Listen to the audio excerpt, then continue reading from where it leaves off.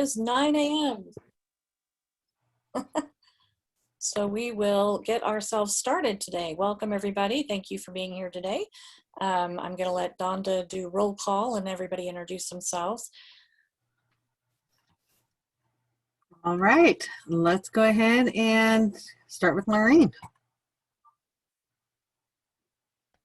I'm Laureen Gilroy. I'm a volunteer for the Clubhouse Colorado Coalition. I'm a member of Frontier House in Greeley, and I'm a person in recovery. Thank you. And Bob? Good morning, Bob Dorsheimer with Mile High Behavioral Healthcare. I'm a MSO provider, and I am on the treatment committee, and I am on the equity committee. Great. Let's go with Brian. Good morning, everybody. Brian Laney. I'm on the recovery committee and the membership committee. Happy to be here this morning. Great. And let's go with Jacob. Good morning, everybody. Jacob Fry with Sobriety House. Okay. Ryan? Good morning, Ryan Templeton with the Office of Behavioral Health. I represent OBH as well as Service Liaison between OBH and the Council. Thank you. Nancy? Hi, Nancy King with Southeast Health Group. I'm the development director there. I'm a family member and I'm on the treatment committee. Happy summer, everybody. Thank you. Lorraine? I'm Lorraine Hall, and I'm a person in long-term recovery and co-chair of Life Ring Secular Recovery. And on the recovery committee, we still meet. Great. And James Gant? Good morning, everybody. James Gannon, Human and Active and Sustained Recovery. I am the Director of Programs with the AFR Colorado, and I'm on the Recovery Committee. Great. Ty? Everyone, my name is Ty Smith. I'm a peer, a person with lived experience. I am also Vice Chair of Colorado Silk and sit on our state's PAMI, as well as many other councils and committees. Thank you, Ty. Aaliyah?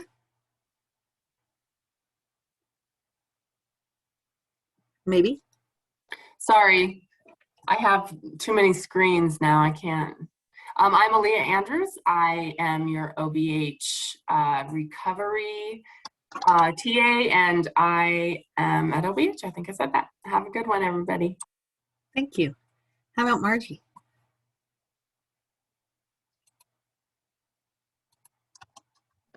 Hi, everyone. This is Margie Grimsley. Oh. I think Margie froze on us. Federation of Families for Children's Mental Health. And I think that was all I had to say. Thank you. Let's go with Karen. Hi, I'm Karen Irick. I'm with Crossroads Turning Points on the treatment committee. Thank you. And Bonnie? Yes, good morning. This is Bonnie Holiday with Office of Behavioral Health. I'm your prevention TA. Thank you. Laura? Oh, I think Laura stepped away from us. Let's go with Liz. Hi, everyone. Liz Owens, the Director of Policy and Communications at the Office of Behavioral Health. All right, Marcella.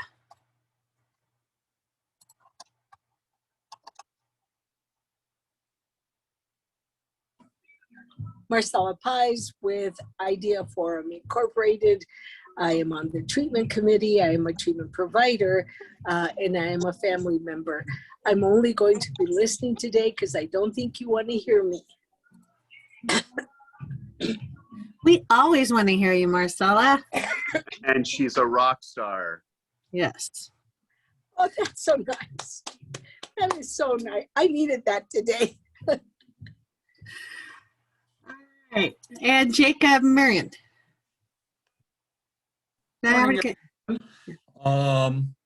So Jacob Marion, Step Denver. This will also, in September, will be my last committee meeting. been on this committee for the past 3 years, and I've recently moved into a new role as the COPA certifications manager. So kind of busy right now. But anyways, glad to be here today. Thanks. Thank you, Jacob. Ty. Do you want me to go again? Oh, I'm sorry, Ty. I did have you already, huh? Let's see. Everybody's moving around on my screen. Let's go with Robert. Morning, everybody. Robert Worthwine, Director for Behavioral Health. Thanks for having me again. Thank you. And Stephanie.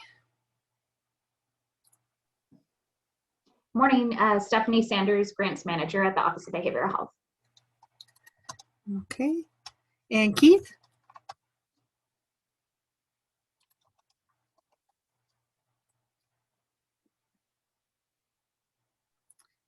There's Keith. All right. Keith, did you want to introduce yourself? Yes, my name is Keith Hayes. I'm a man with lived experience. I'm a man in long-term recovery. I'm also the Director of Recovery at 5280 High School. Thank you. Crystal. Good morning, Crystal Allis, Executive Director with Sobriety House. Good morning, and I'm on the treatment committee. Let's go ahead and go with Katya.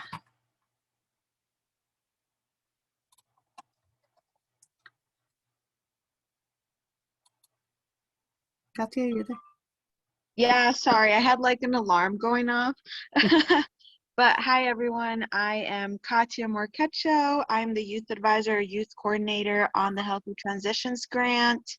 My pronouns are she, her, hers. Thank you. Daryl. Hi, good morning. My name is Daryl Brown. What questions am I answering this morning? Just introducing yourself. Okay, yes, my name is Daryl Brown. I am the intake coordinator over at Sobriety House. I am a person in long-term recovery, and I am so glad to be here this morning. I've missed you guys so much. It's good to see you. All right. Caitlin, are you there?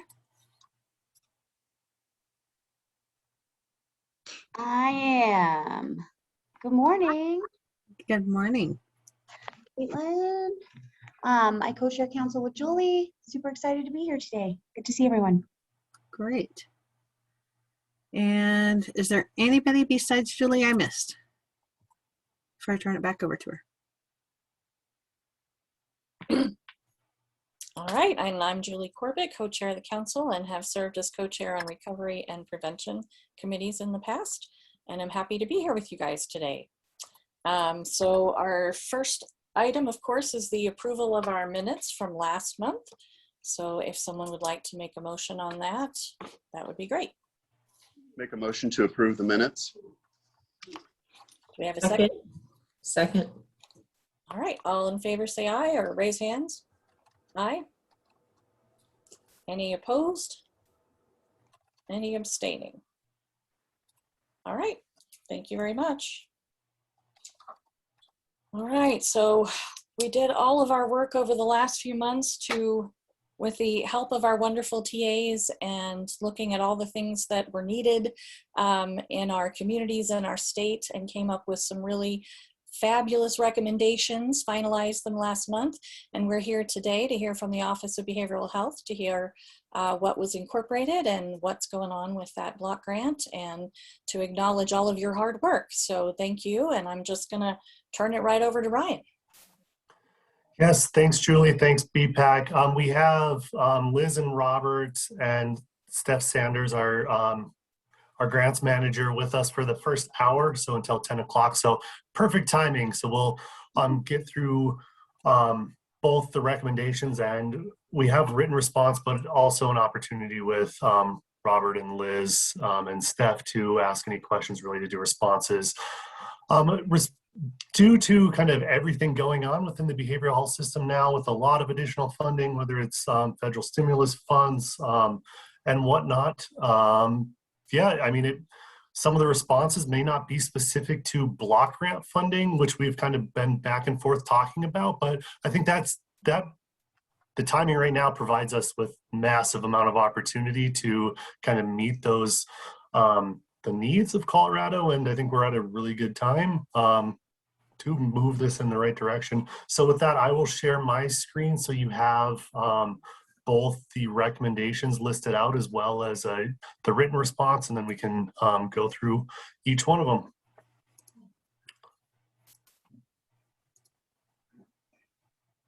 Just reorganize my screens a little bit here. And can everyone see that? I'll make it a little bit bigger here.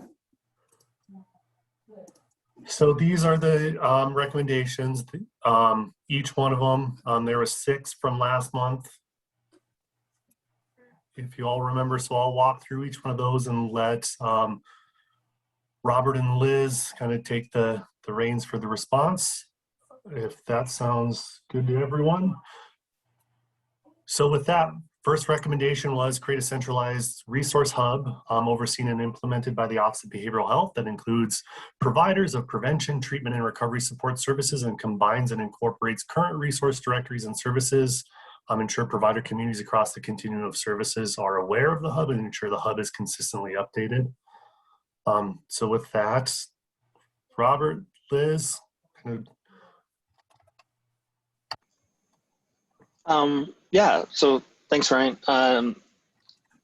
So the response is we do support this concept. I think it's a little tricky. I think we want to acknowledge that it's a centralized hub could be tricky, but we are currently in the process through Senate Bill 137 that's was amended yesterday, trying to secure funds to centralize resource information and sort of help create a better entry point into the behavioral health system for individuals to get services, including care coordination services that are available to them.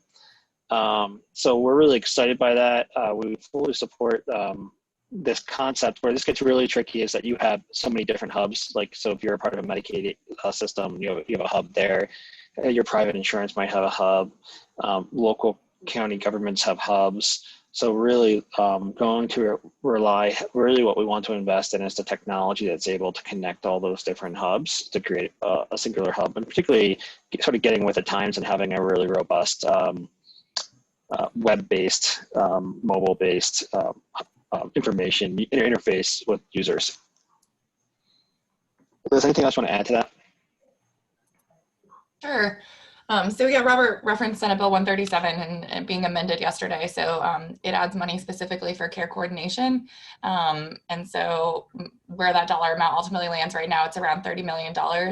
But it would build sort of this centralized point for people who are in need of behavioral health care.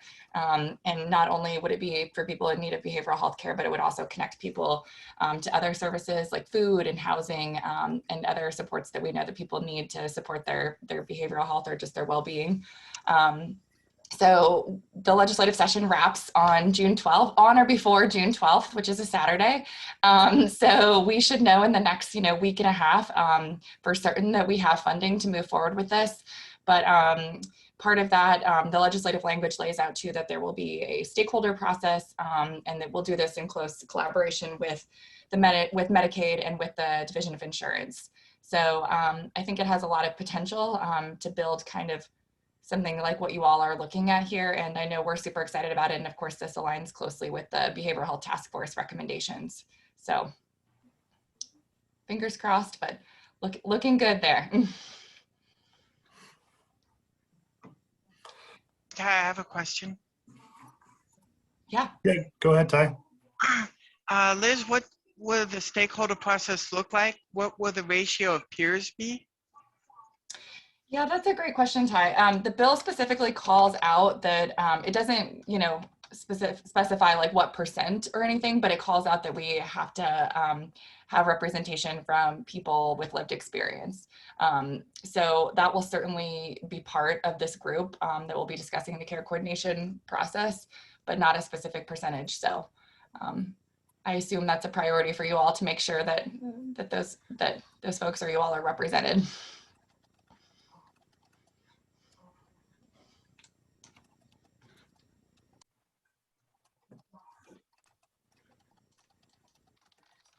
Yes. Other questions?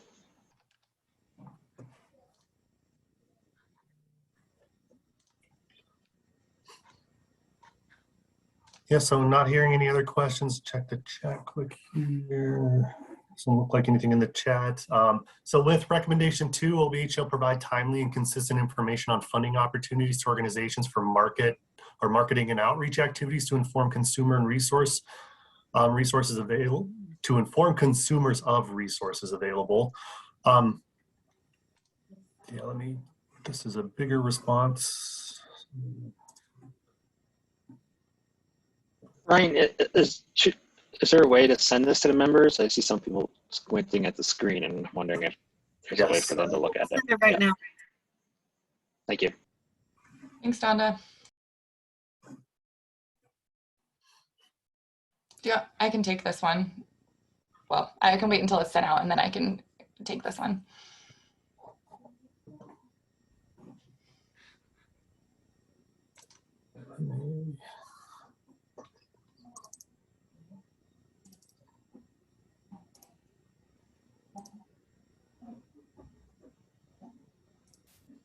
Hey, Donda, I wonder if it'd be easier just to send it as a PDF. What do you think? Yeah, I have it as a PDF right here, and I'll put the link in the chat. Perfect. Great.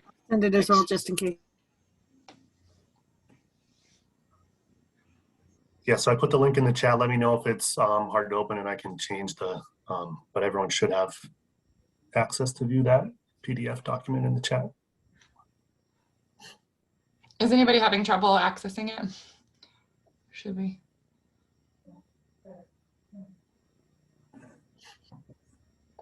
Okay. Well, feel free to put it in the chat or interrupt me if you are having trouble accessing it. But okay, in response to this one about timely and consistent information on funding opportunities, absolutely agree. And this has been really informative as we're crafting our office equity plan. And it not only aligns with the equity plan that OBH is laying out, but CDHS more broadly. So part of the CDHS and OBH equity plans is ensuring that funding opportunities are disseminated more broadly, that each solicitation includes an EDI checklist so that it incorporates equity, diversity, and inclusion. So that we develop methods to collect vendors' demographic data so that we know who we're giving contracts to, and that we review and revise public-facing solicitation templates to ensure equal and inclusive bidding opportunities. So there's really a focus on ensuring that our solicitations themselves and the process is more widely disseminated and easier to access, because we know that it can be super cumbersome as a new vendor to be applying to the state's process. The other thing that we're doing specifically at the Office of Behavioral Health is hiring an equity and community engagement director. So I'm really excited. That person will have a key role in Bhpac is our hope, and we'll get to know all of you really well. But the goal with that is really to develop the relationships statewide and just sort of ensure that we have these relationships so that when funding opportunities come up, new organizations are considered, new organizations are aware of the process, that we have these better relationships statewide. And we're kind of, we just got started with our first sort of community outreach grants through the Office of Behavioral Health. So we put out a solicitation a couple months ago, and we have disseminated $200,000, so $50,000 per organization to 4 different organizations, and you can see them there at the bottom of the response, but it's Servicios de la Raza, CREA Results, Developmental Pathways, and Berks.com. And those are organizations that they represent specific communities that we are trying to target with our outreach. So they represent the Latinx community, the Black or African American community, and people with disabilities. And so we're trying sort of a new strategy overall for our outreach where yes, it does. Yes, absolutely. Behavioral health services for people with primary issues around developmental disabilities, autism, and yes, and we are incorporating that in our equity plan as well, making sure our services are inclusive of people with disabilities. And I think we have a lot of good OBH efforts going on right now too. We received some funding this year for training for the crisis line, specifically around youth, but also for people with cognitive disabilities and for our mobile crisis teams. So that's something that we now have funding for July 1st. Developmental Pathways, one of the organizations that we're funding through our community outreach grants, they specifically work with people with disabilities, and they are helping us disseminate Colorado Crisis Services and Lift the Label, our opioid anti-stigma campaign materials, and also just helping us advise on those campaigns. Like, do our marketing and outreach efforts resonate? Like, how can we change our efforts to be more inclusive? So we're excited about some of these relationships we're building. And then by adding a staff member who is focused on relationship building, we hope to do even more of that. Would there be a way? Hi, it's Bob Dorsheimer with Mile High Behavioral Health Care. The IDD part of this conversation is of specific interest to me. Developmental Pathways is a very small firm for like Arapahoe County. And I would say they do not have the reach to the metro, us families, or the ability to actually disseminate information. How was such a small firm with such a small cachet of clients selected over like Rocky Mountain Human Services and where the rest of us parents actually really are? And how could Developmental Pathways even begin to try to get access to us when it's a totally different hub and a totally different,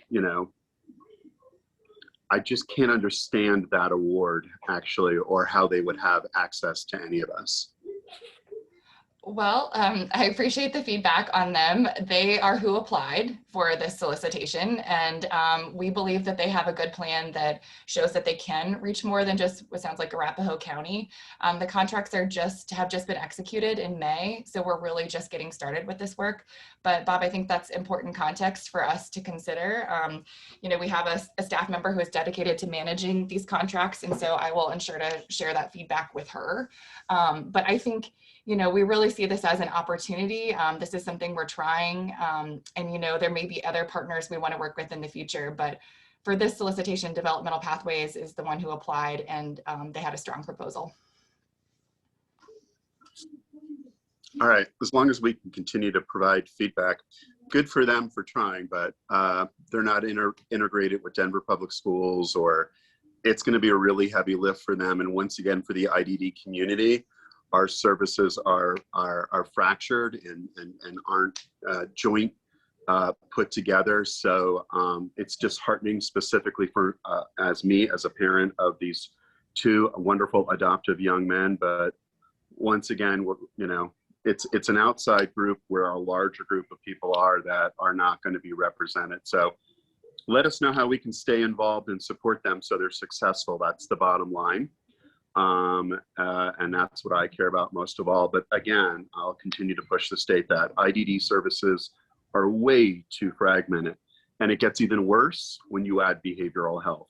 Then we have a significant problem.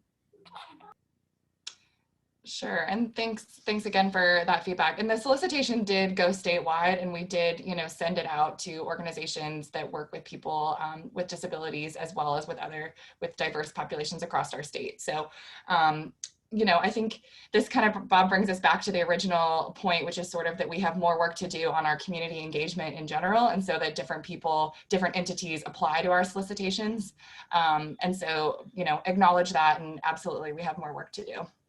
And this is awesome. We should be really clear that this is a starting point. To Alyssa's point, this is a starting point. We have a lot more work to do, and we have to keep expanding this effort to include others as we get more resources to do that. So, just acknowledge that.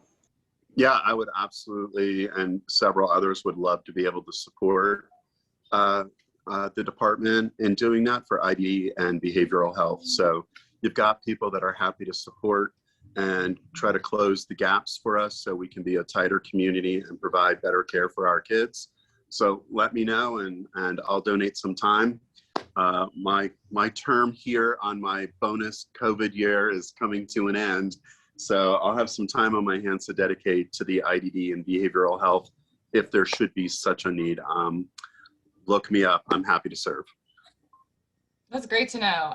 And part of this process, or part of the contracts, is that Developmental Pathways will provide us with some recommendations at the end of their contract. And so it would be great to connect with you on sort of like what we see as our next steps and how it aligns with your vision. And let me see what else we have in the chat here. Robert, do you want to share anything at all about the Behavioral Health Task Force? I mean, I know this is a huge topic from the work group there to the co-occurring behavioral health and disability work group. Yeah, I mean, they're sort of finalizing their recommendations. So there was a work group specifically taking on disabilities and IDD as well, and reviewing what the task force took on from that lens and developing recommendations. And that has been spearheaded by HICPUP and Josh Winkler in the Lieutenant Governor's office.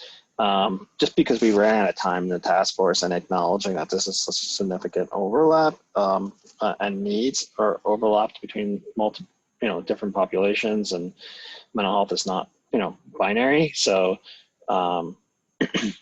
so they really are working on finalized recommendations. We hope to release that soon.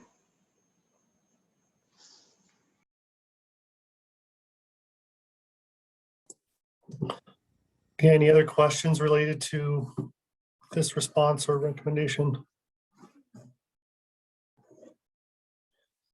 Not seeing any. So the third one, increase availability of high quality equitable services. OBH will fund additional no cost opportunities for professional development and behavioral health education.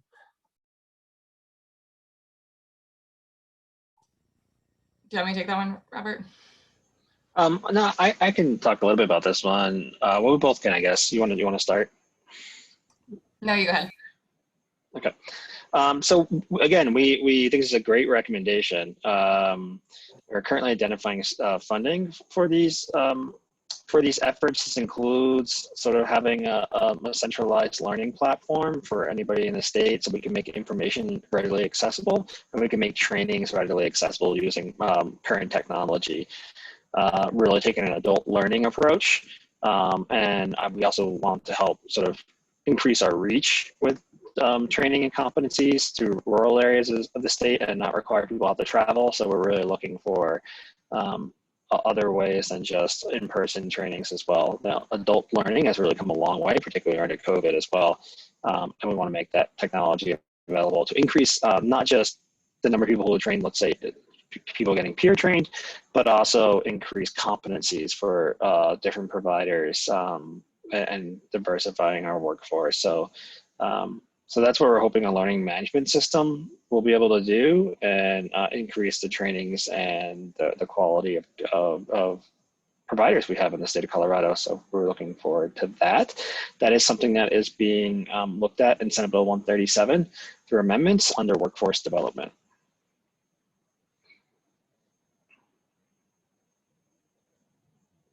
Liz, do you want to add on that?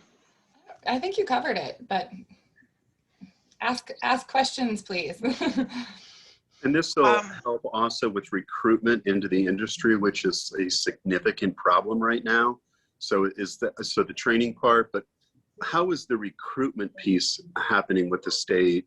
Like we have 12 open positions, $750 sign-on bonuses. We'll move you across the country at $1,500, and it's just not happening. I'm sure Marcella, who specializes in really trying to hire diverse staff to meet the needs, but we have a significant labor shortage.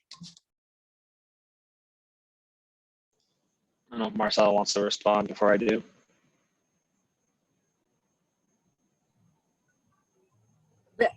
Yes, thank you. I'm having a hard time with my throat today. Absolutely, Bob is always right on. We're pretty equal in our thinking and our values in this area.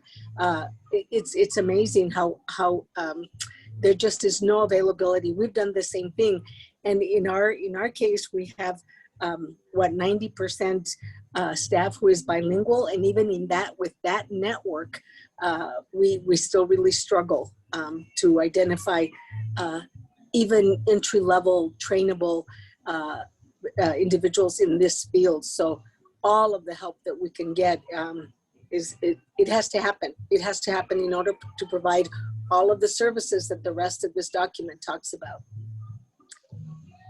Yeah, thank you. I think for us, one of the key things is diversifying the workforce, not only from a cultural standpoint or an identity standpoint, but also diversifying the workforce from what type of staff we use, workforce extenders, peers, to sort of free up the individual with licensing, free up their time so that they can operate what their license requires and free up some of the other functions. that they're taking on. So we really want to promote workforce extenders in this process as well. The Workforce Development in Senate Bill 137 also does have some fiscal incentives for people to go into behavioral health, particularly looking to diversify the workforce and as well as increasing workforce in rural areas of the state as well. That ties in nicely to what I want to say is, 20 years ago, when peers started to work, it was going to be the big solution to the workforce development that we needed peers to fill in the gaps.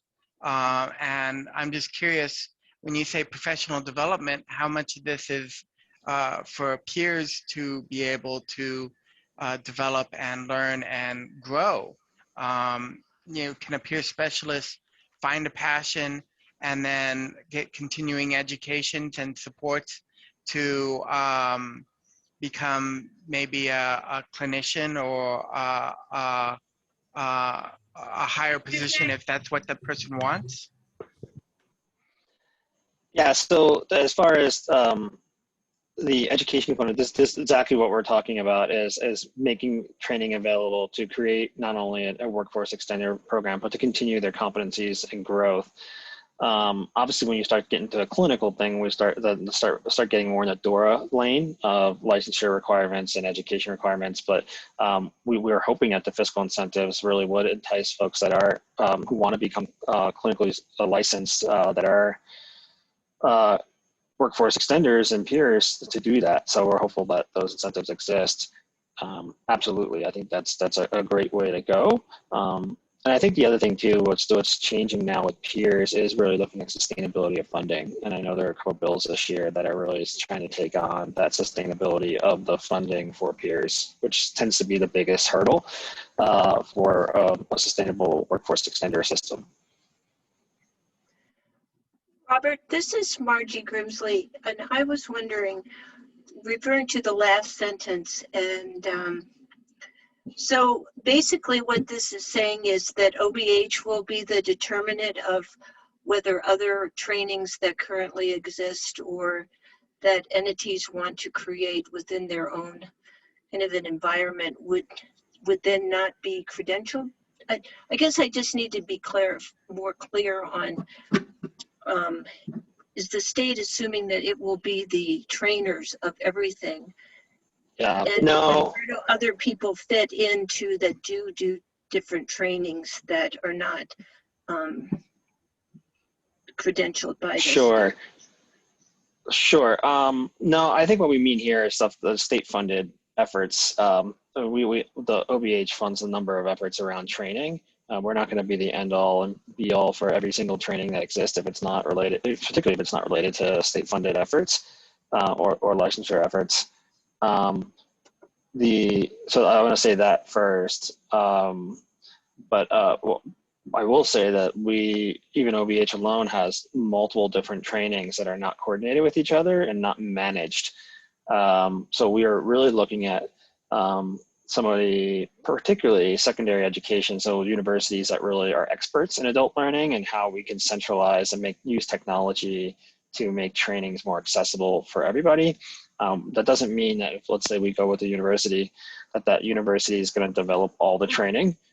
It's more of a management of the training system and finding the experts in each training area to develop the training, the content, as we would call it. I guess I just feel protective of this one in the sense that I think people have different,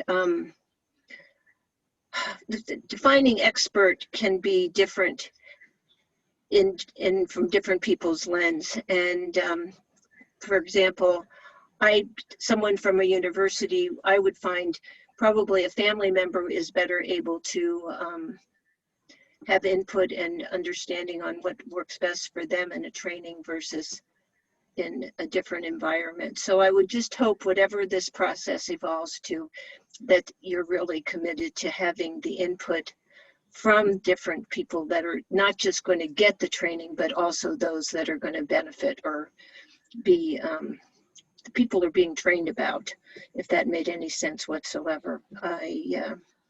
Yeah, no, it completely does. Trainings can do harm as well as they can be the best thing in the world, and how they then are implemented and how they are monitored and how people really are able to give a feedback back. And I'm just thinking that this group might be a place to come and really get some, because there is a diversity on this committee or in this council. Just finding ways that you're really sure you're meeting the needs of the people that are going to that are going to have to live with what people are being trained to do. I guess that brings up a Yeah. two-part. I'm sorry. Go ahead. That brings up a two-part question for me, and connected to that. And I know OBH will be picking and doing the trainings, but could they maybe create a advisory board or some sort of team of people that are experienced in these trainings, that have both received these trainings and maybe be on the receiving end of these trainings, that could say if something will be useful or harmful?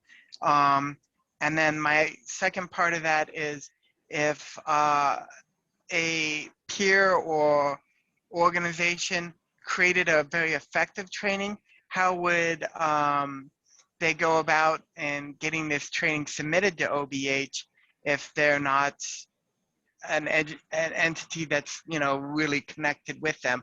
And I know a lot of peers out there that create very effective trainings. I've created a few of my own, you know, we safely and effectively train youth to share their stories, and that's a very difficult process. If you don't know what you're doing, you're likely to re-traumatize a person. So I just want to echo what Margie's kind of saying is, how would I go about submitting something that I think would be valuable? And then how can you ensure that, you know, there are safeguards that people receiving these trainings will find them effective and useful?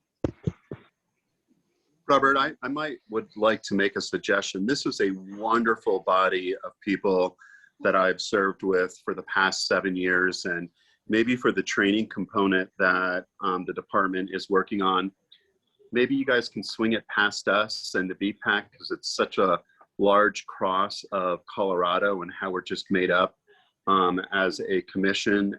We could be a great sounding board, in my opinion, because of the diversity of this group. So maybe that will help with everyone's concerns and heartburn over the training, is maybe we'll have an opportunity to support and give guidance on that as a possibility.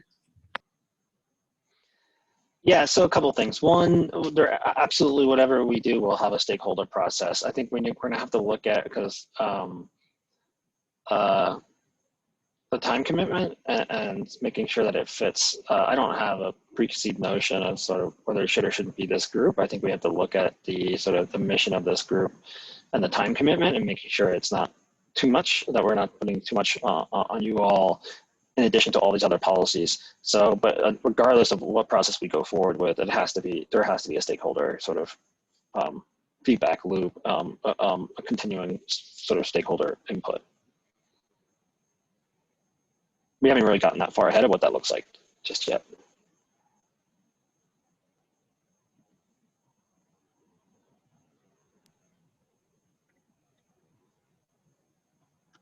Ryan? Yeah, so just in the,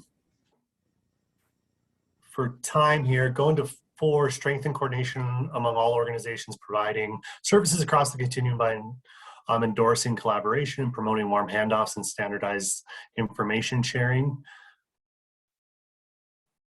Yeah, so this was kind of leverage that behavioral health administration. I think there's a large care coordination aspect to this. So both this of is, you, I'm sure, are very well versed in responding to this. Yeah, you know, we agree with easing the process, particularly for accessing care coordination and strength and coordination among organizations. This is really tricky, and we're trying to figure this out. We fully support that's sort of a way to use. First of all, we have the behavioral health administration that we're creating. It's supposed to help with all the disparate efforts among all the different state agencies around behavioral health and being more strategic and coordinating all that.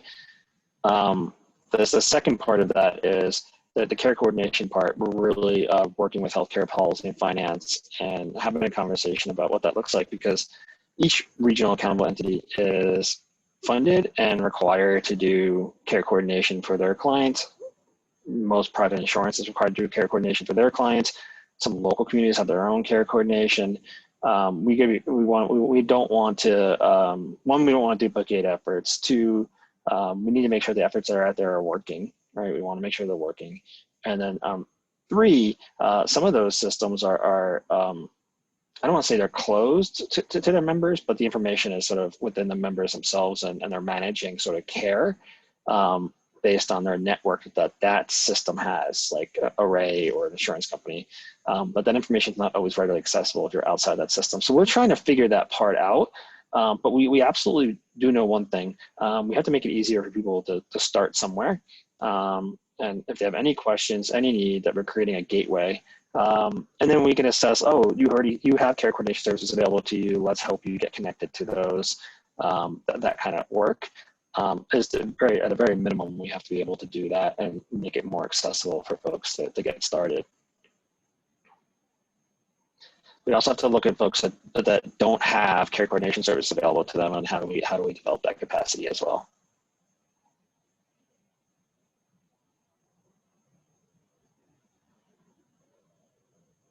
And then as far as the standardized information sharing, completely agree. And we plan to make significant investments into the technology. The technology is really advanced now to have information move between providers so that it's not on the consumer to find and get the information for their new provider from their previous providers, and along those, or to identify, let's say, housing as a need or others, other social determinants of health needs that are there, so that we can be able to share that information and get an individual all the resources they need, instead of each provider or each agency or organization trying to figure it out from scratch, starting all over. This one that we agree with, we just know it's tricky.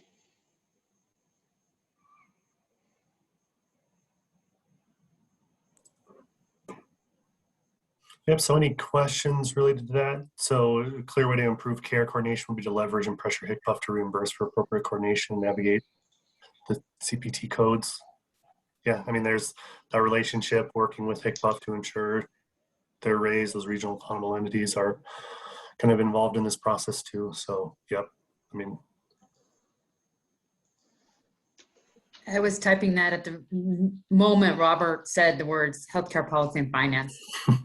My comment anyway and put it in there. So any other comments, questions about 4 there in the response? Don't see any hands up. Or so 5, integrate peer and family advocates throughout the entire system of behavioral health, and continue to elevate peer and family-based support as valuable and evidence-based. I think there was addressed a little bit above, but if you want to add additional, Liz, Robert.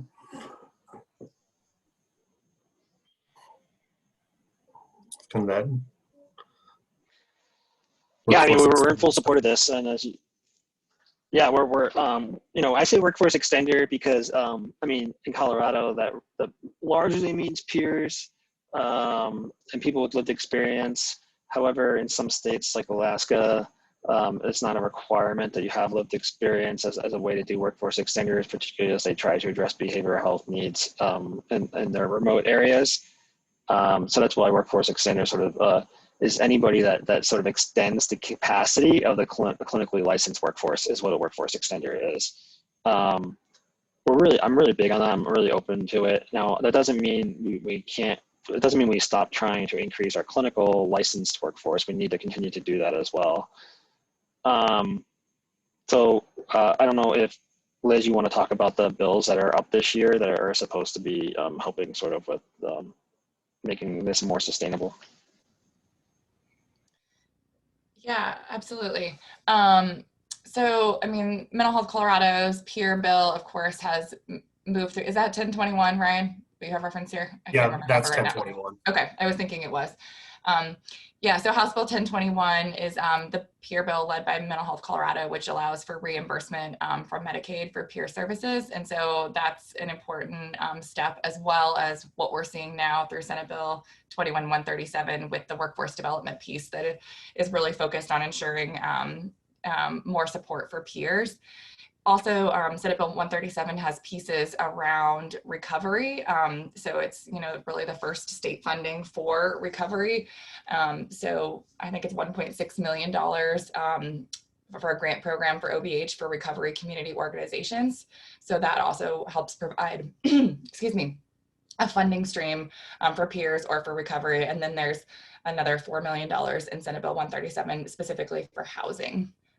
So we're really excited about some of those state funds that are state or federal, I guess, in some of these cases that are coming in that will help us sort of build out that infrastructure and peers specifically. I think what's really important to in this particular bullet for me is that peers have voice and participation at all levels. And I think we said that. And I just want to include that, management levels, supervision levels, not, boards of directors. I would like to see peers, not just at the ground level, but at all levels. And I just want to know if OBH, is going to try and make an effort to support that. And, when doing funding, are you going to look for criteria that peers are involved in executive level decision making, board, executive board participation, and other areas as well?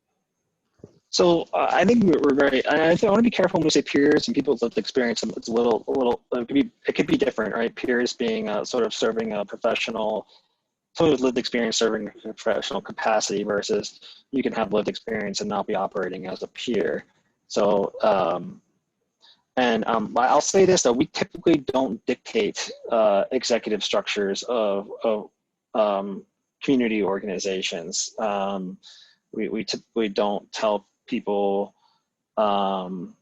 what to do on their executive structure. We do strongly support and encourage getting feedback from families and people with lived experience as we're developing, as organizations are sort of developing services and solutions. But we typically don't get into dictating board structures or executive management structures, with the exception. The one exception to that is if you have a board who's setting rates and you have providers on those boards, where there needs to be some kind of firewalls that they're not sort of just promoting their own organizations. But we do encourage it and we do support it. Go ahead. Sorry. It would be nice to set our own rates, Robert. What's wrong with that?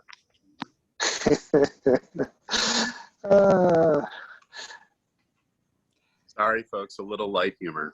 No, it's all good. You can also, go ahead, Robert. I mean, but we are big on people with lived experience. As someone with lived experience, I do think we try to promote it as much as possible. We just don't require it.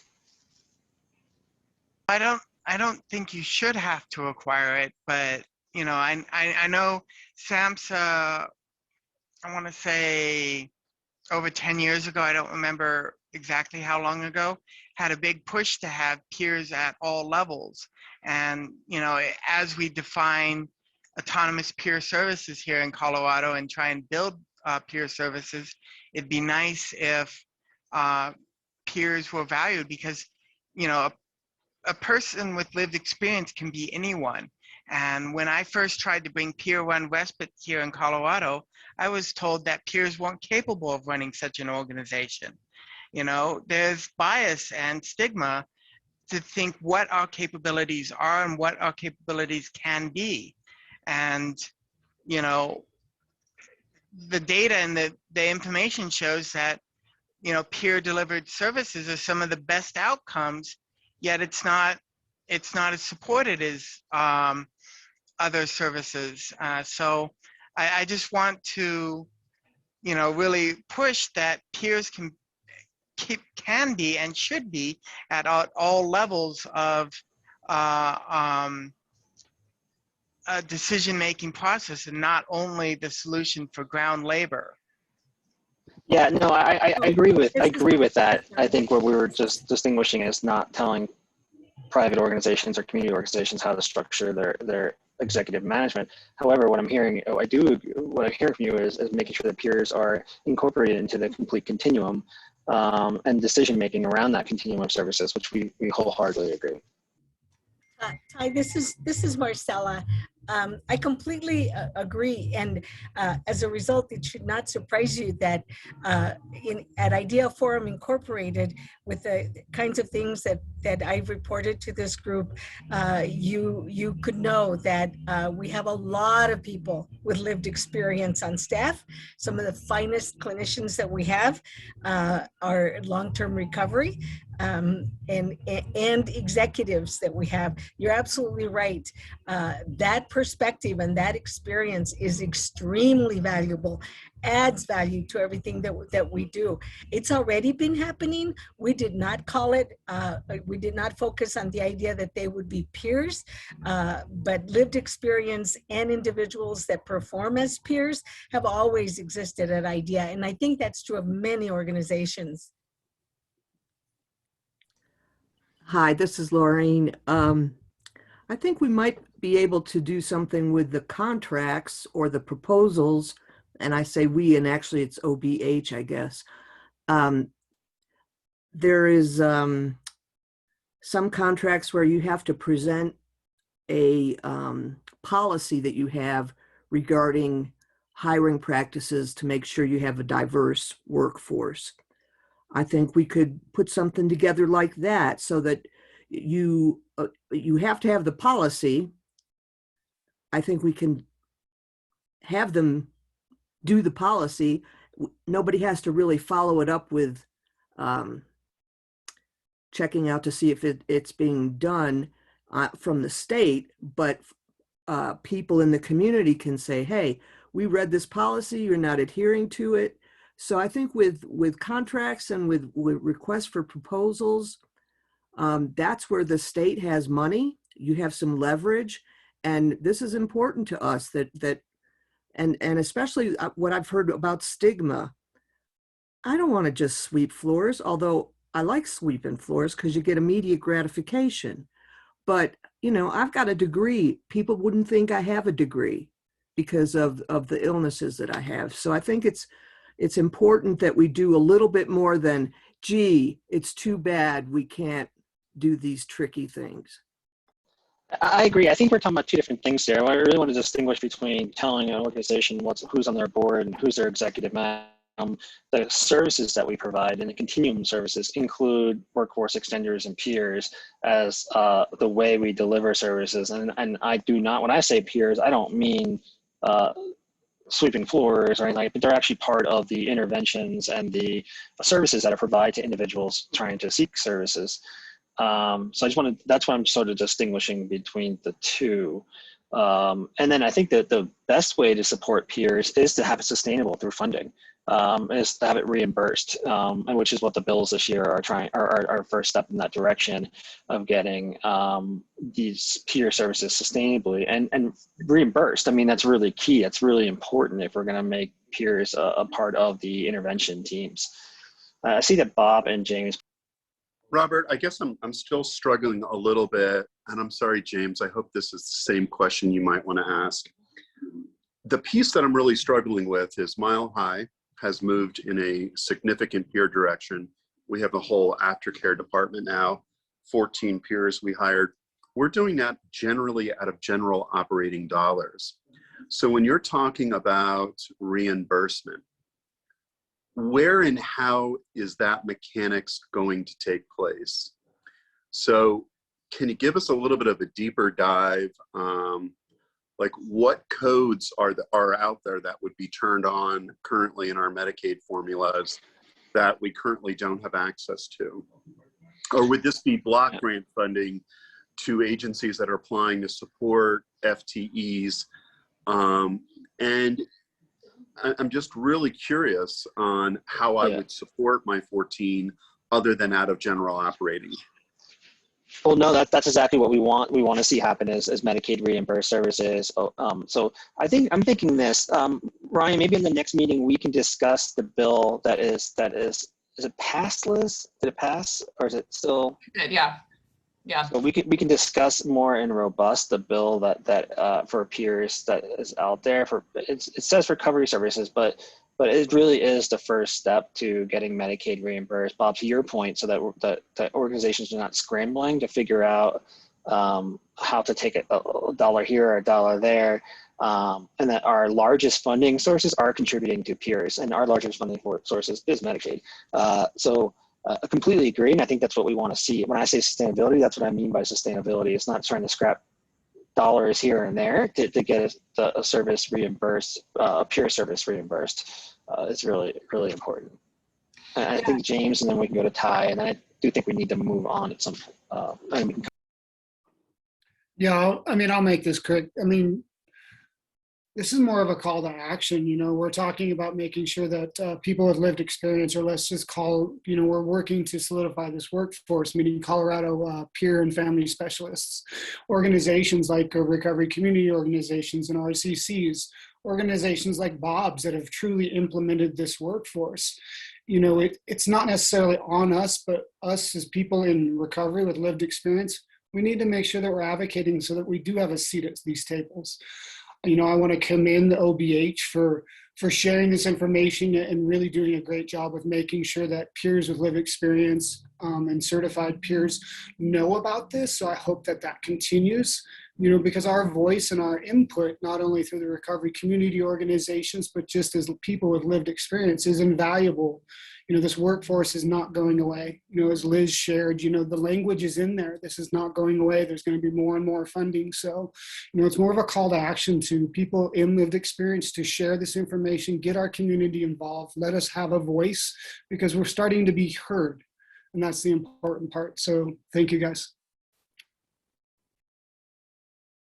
And I'll just kind of echo that I think that should be a call of action. And I think we should have peers on the executive board of directors that, you know, we want people to pursue best practices. And, you know, how can you run an organization without having that stakeholder feedback? How can you run an organization and hire peers if you don't have peers at that decision-making board?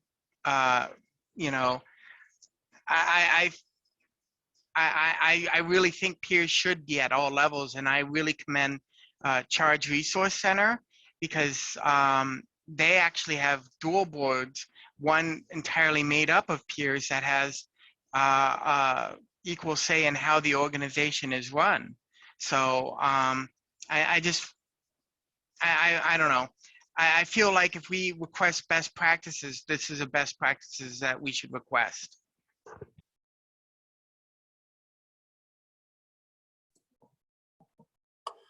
Yeah, and with that, we only have Robert, Liz, and Steph for a few more minutes here. So just in the interest of time, getting to this last one, and with that, I think there's an opportunity at the end of the agenda today to talk about kind of things moving forward and making sure that this stays on the radar of Bhpac, and making sure that those call to action things are continuously addressed in the coming months and even years as well. This kind of new behavioral health system gets implemented here. So the last one here, OBH will conduct an evaluation on the array of behavioral health services in rural and frontier Colorado. With that, I think there's a lot of pieces here that really working with rural and frontier areas, kind of starting with that 2020 behavioral health needs assessment that identified some regional disparities, and really focusing on that care coordination piece that we'd already talked about, as well as the Behavioral Health Administration, making sure that there are resources across regions to ensure that all communities have access. With that, there's also other components related to telehealth that absolutely need to get addressed and figured out, which the Office of Behavioral Health, as well as in collaboration with the Office of eHealth Innovation, are working on a report to better come up with what telebehavioral health looks like and better utilize that and make it more accessible, which hopefully adds some resources to rural and frontier Colorado. Anything to add to that before I know Robert and Liz, you have to take off? No, I think that covers it. We know we have to continue to, not just rural, but we have to make sure we carve out rural, but also all different populations that have historically we've fallen short on and serving, and making sure that we have continuous quality improvement. And part of a continuous quality improvement is to continue to assess. Now, the Population Needs Study, the 2020 Behavioral Health Needs Assessment Report, sort of started this effort that you're talking about here and really started doing more robust. And Senate Bill 222 requires us to go even further in assessing the continuum of safety net services in different areas of the state. We know there's a lot of work to do there. There's been some initial starting of that with some funding for underserved communities, and as well as is it 1237? That's the substance use residential for rural Colorado. Is that the right 1287 number? I forget what the 1287. Thank you. Yep. That's looking at capacity in rural areas of the state for substance use treatment. We know there's more work to do, and I think the population needs study is sort of the start of this recommendation. So it's launched, but it's not, mission success is not complete yet.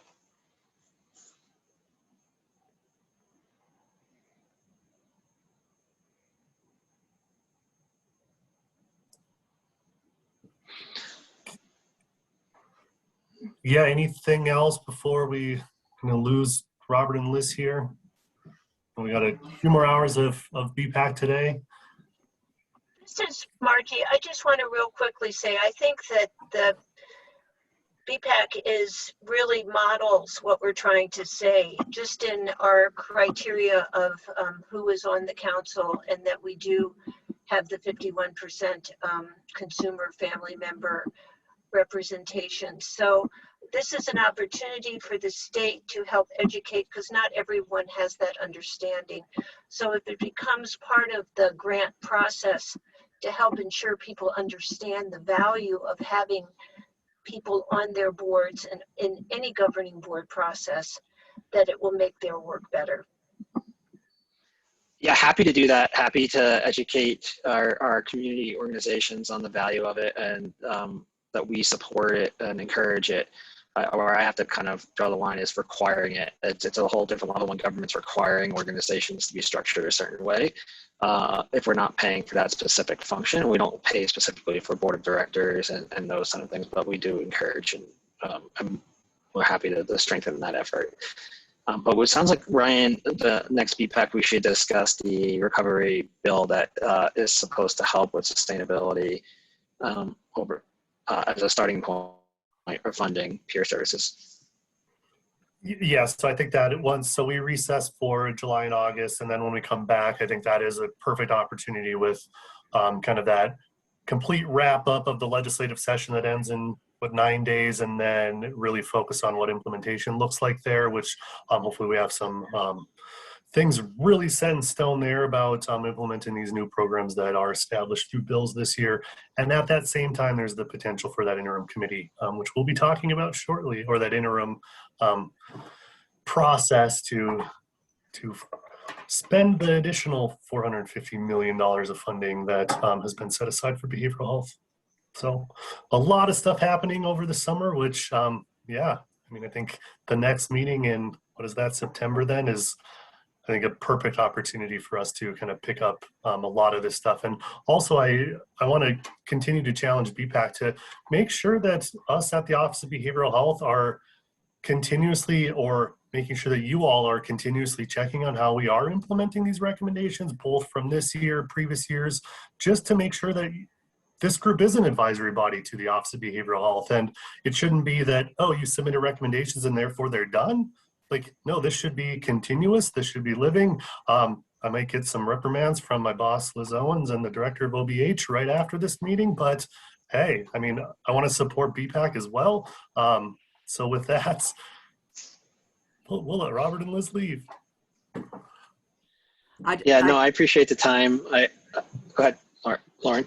Oh, I Maureen, just sorry. wanted to thank you guys for coming in and giving us your time. It's so much more effective to have the dialogue going back and forth than just reading the paper. So I appreciate it. Ryan's been the best liaison Yeah, I agree. thus Agree, far. Joe. Well, Bob's making sure I don't reprimand you, Ryan. Say, all right. Well, I hope everybody has a great summer. Looking forward to the conversation. I'm sure I'll see many of you in these different conversations over the summer that the General Assembly's put together on behavioral health funding. So We got your back, Ryan. Let us know if they give you any problems. There's 51 of us. Noted. Thanks, everyone. I really enjoyed being here. Thanks so much for the good feedback, as always, and look forward to talking to you all again soon.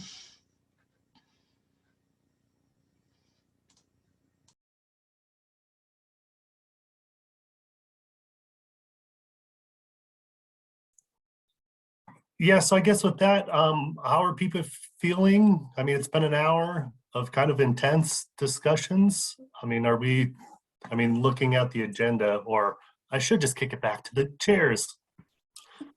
That's okay, Ryan. We're happy to have you run with it. Yeah, since we have the time, it might be good to go ahead and do a break now and then another one, later, so we don't wear everybody out since Zoom fatigue is real. So let's go ahead and do, let's see, it's 10:06. Let's come back at 10:16, 10 minutes, and we'll do some debriefing and talking about what we just heard and talked about. Thanks, guys. Let's get started again. So this next part is to kind of debrief and talk about the recommendations and the response and to get all of your feedback. So we don't really have a format for this. I'm just going to let all of you that would like to respond do so. And I'd really like to encourage those that we don't hear from very often to jump in with anything you might be thinking, so that we can kind of get, hear from some of you that we don't normally hear from. So I'm going to just open it up.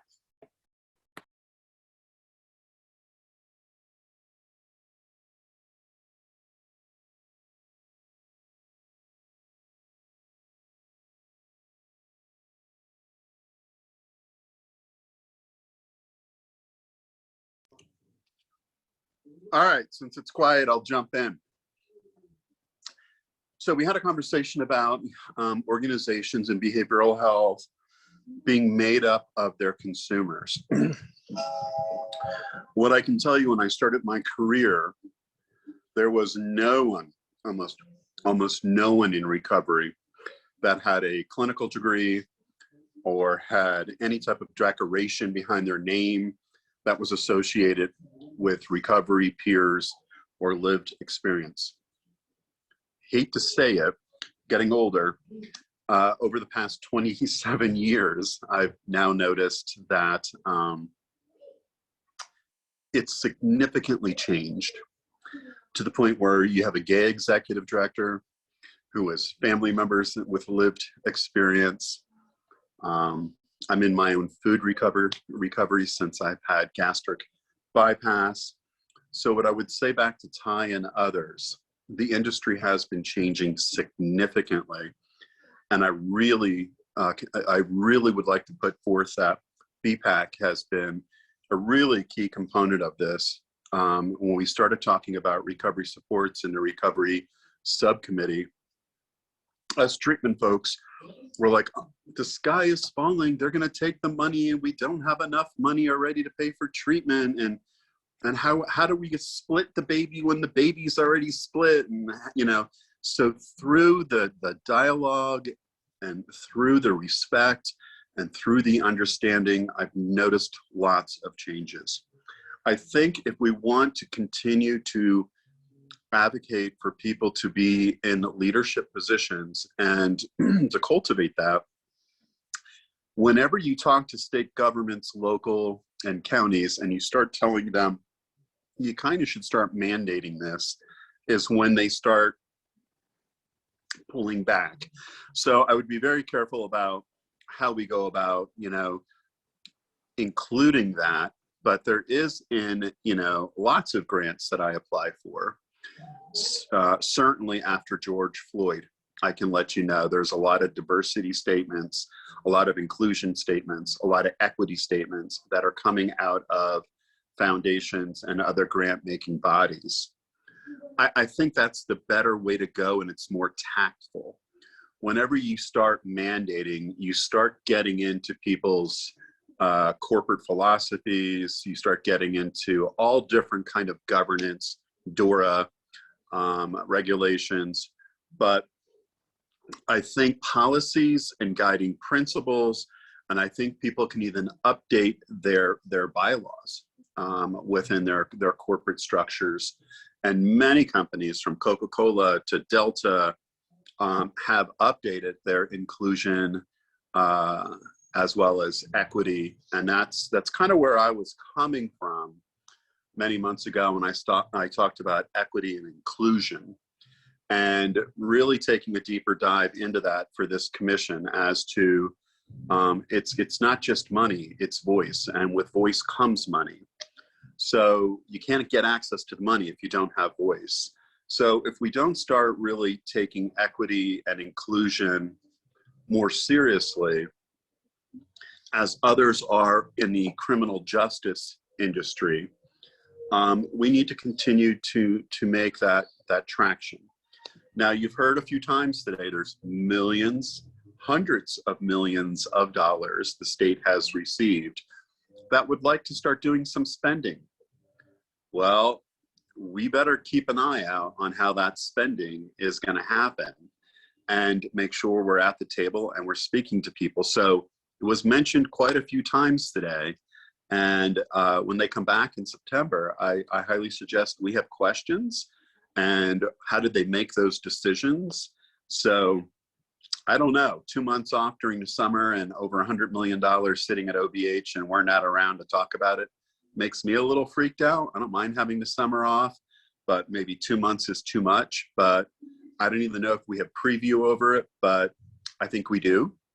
But I just wanted to dive in and kind of talk about that a little bit. Thanks, Robert. Jacob, Marion. So I completely agree with Robert. I think the culture and the industry is changing to where peers now do have a seat at the table. I know with our organization, it's over 80% of our workforce are people with lived experience. And I've even seen it in this committee where, we have the threshold of 51% of our members have lived experience or family member. And, in the very beginning of this committee, the conversation was, how do we break down the silos, right? How do we break down the silos between prevention, between treatment, between recovery? And I've seen this committee do this, is that now it's more of a cohesive manner of how do we support each other. I think those are where our recommendations this year is, how do we create a comprehensive service of care across the board? And so I agree with Robert in the fact that, it's very tricky when we start requiring companies and organizations to follow certain protocols when really that should be at the organizational level and the leadership level of an organization. When we start getting into mandates, we limit the scope of services we can provide and the way we provide those services. For a long time, it was DORA, DORA, DORA. Now we're seeing other organizations come into play, Colorado Providers Association, being able to certify peer and family support specialists and have that committee, that's peer run, actually say, yes, this is a training that's acceptable. Hey, yes, this is, focuses on that peer role. And so I just want to advise and kind of hope that we don't go down the role of government oversight with everything. It's very important that we maintain some autonomy in this process for it to be moved forward. And that's all I got. Thanks. I I disagree. You know, peers being in the workforce, you know, isn't a new concept. 20 years ago, Behavioral Healthcare Incorporated boasted that they had over 75% of their workforce was peers, and which was true. But all the management level people, with the exception of my mom, were you know, people working part-time. You know, my mom, Amy Smith, was one of the few peers in the state that was actually making more than $50,000 a year for a peer job. Can't remember the other person's name. You know, it was, the culture was not very friendly or nice. You know, BHI had mandatory staff meetings that were unpaid for and did things that were illegal. And I think peers need to be at all levels of the field. And if we're looking at best practices, you know, if you're running a for-profit agency, you know, your board of directors is made up of stockholders and stakeholders of the agency. Why can't we do the same with nonprofits? Why can't we have the people being served and the people working within the agency be voices in how that agency is run?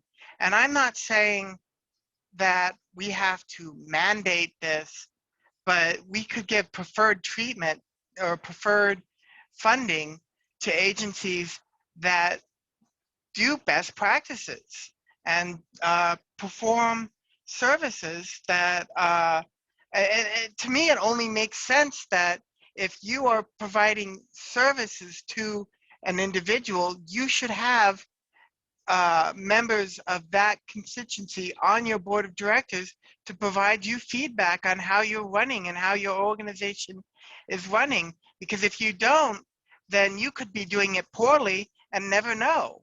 Because there is a disconnect between the executive position and the frontline staff. I've seen it in trauma-informed care. Trainings that I've done across the nation, and I see it a lot all the time, where the executives make decisions because they think that they want what's best for the agency without consulting the frontline staff or the members, and they don't provide the tools and resources that they need in order to provide the services in a way that is not harmful. So that's what I want to say.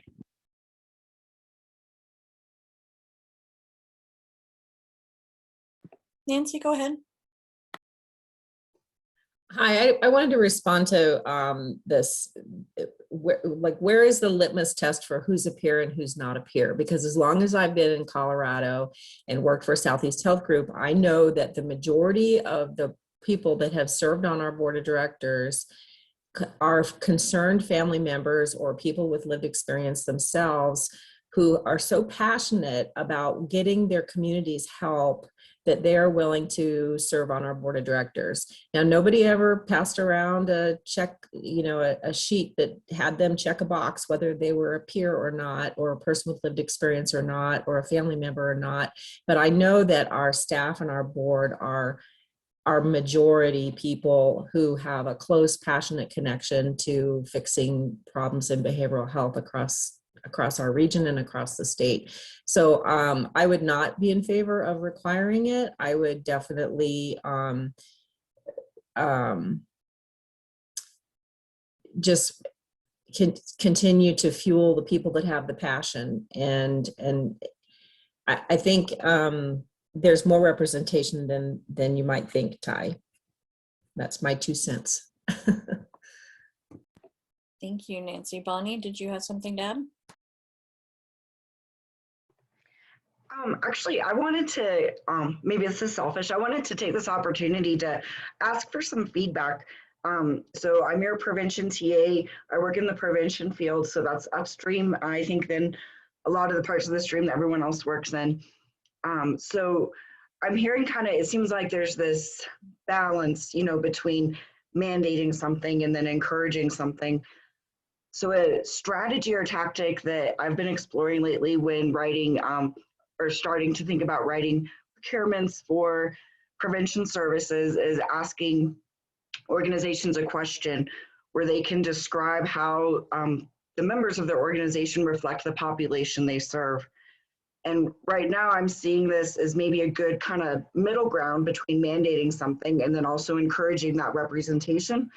But I wanted to make sure I was on the right track and see if I could get your feedback. And then again, knowing that a peer in prevention is different than a peer in treatment. A peer in prevention often means a youth, or if you're serving Spanish-speaking families, that you yourself are hopefully bicultural, bilingual.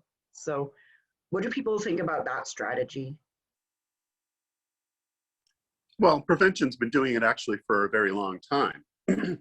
So I think it's a great strategy, and many foundations, like I said, ask the same question. So it has to do with how you write the question and solicit the information that you're trying to get on corporate structure, client makeup, and things like that. Let me take it a step further. Can you imagine the state mandating, if you're going to run a gay organization, you have to be gay, or you have to have gays on your board? You really end up getting into pigeonholing people into these very discriminatory categories. And you want to leave things organic so we can stay together and stop saying, well, you need to be on this. You need to, you know, it enters into a very dangerous area whenever you start using the word mandate, because then others will come and say, well, then we want to mandate this, or we want to mandate that. So it opens up a door. And when you give the state a door, they're going to walk through it. And then before long, they're mandating things from you that you don't necessarily want to be doing. So it's a tricky slope. But what I would say is leaving things organic. And, you know, for everyone that reviews grant applications and they can't answer those questions on how their company is made up, maybe that's not a strong proposal where you want to put your foundation or your state dollars if it's not a recovery-based organization or they have the philosophies. But they have the right to apply. But if they can't answer those questions in prevention and treatment and education, they might not be a strong contender. So I would leave the market to balance itself out, which it is. There's many organizations that do not touch upon hiring staff in recovery, work with staff in recovery, nor do they have aftercare programs. It's not their wheelhouse, and they're great referring partners.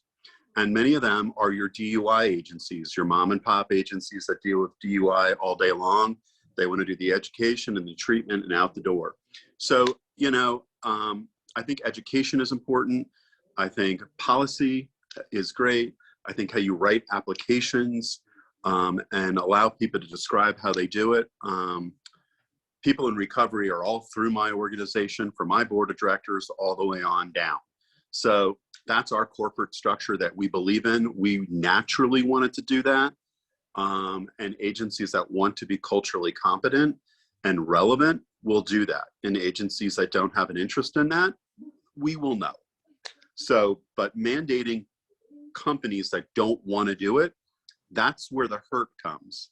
So when you tell someone who doesn't really have an interest to do it, and you know, and there's money on the table, so they do it, that's when patients get harmed, is when we make people do things that they don't have an interest in doing, and they start chasing dollars. And I've been around long enough to let you know that's a problem. This is Margie. I just, for the Federation, we have always, almost throughout our history, been involved with the federal SAMHSA grants, either the Statewide Family Network or System of Care. And that has been something that really has embraced the concept of how do you ensure that you are a body that is inclusive of those, and family members really have a strong voice. I mean, it's one of the key core principles of a system of care model. But I think that it's as Bob was saying, I think this is one of those times is how do we help people evolve? And it's how are we supporting those entities that want to do better is also an important component. You might not receive the full grant, but how are those grants allowing for time for people to learn and really embrace that concept of having that the people of which they're serving as part of their governing process? And the system of care model, that's really what it's been doing for the last 20 plus years, is trying to help people understand that concept. OBH has a system of care grant. They've had system of care grants for a long time. This is not new things, but I think we can learn from some of the pieces that have gotten lost over time. But it's really not just saying we only are going to fund you that have all of the things in place, but how we can also help support others to get to that place and want to get there, not because they have to, but because they really see the value and understand the importance of having that diversity and being able to serve people where they're at. And that's just from long time experience in trying to make this happen.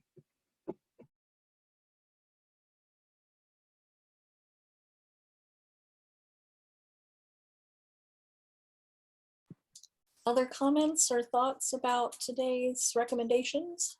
Yep, Laura? Yeah, I thought we were using our hands, raising our hands to speak there, but perhaps not. I would like to change the subject to talk about the specific OBH response to some of the recommendations, if we could. Not to deny the importance of the previous conversation, but I just wanted to speak to it from my experience having been on the council for the last several years and gone through the recommendation proposal a couple of times.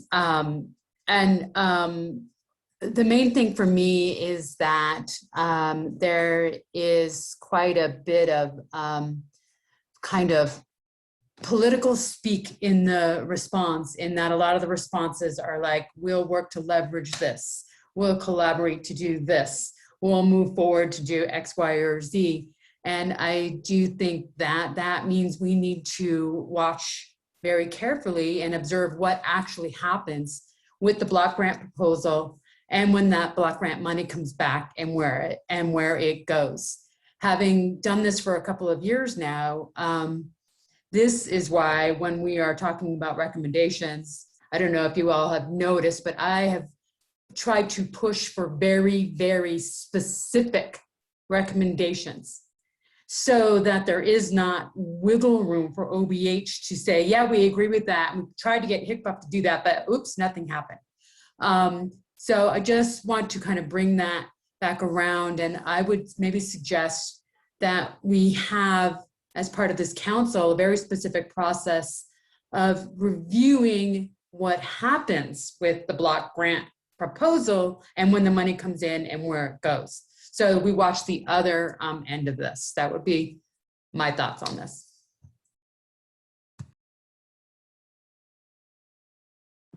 Thank you, Laura. Lorraine? Okay, can you hear me now? Yes, Lorraine and then Lorraine. Go ahead, Lorraine. Okay, Bonnie, I like the way you structured the question, and I don't remember the verbatim language, but the programs came first. The grantee or receiving something has to first describe their program, and that program fits everybody that is going on probation or coming off probation. It doesn't matter what the narrowing diversity demographic is. And so in that way, you've got to whoever is filling this out has to describe their program, and they're competing with other programs. They're not competing with other recovering alcoholics or people with a mental illness.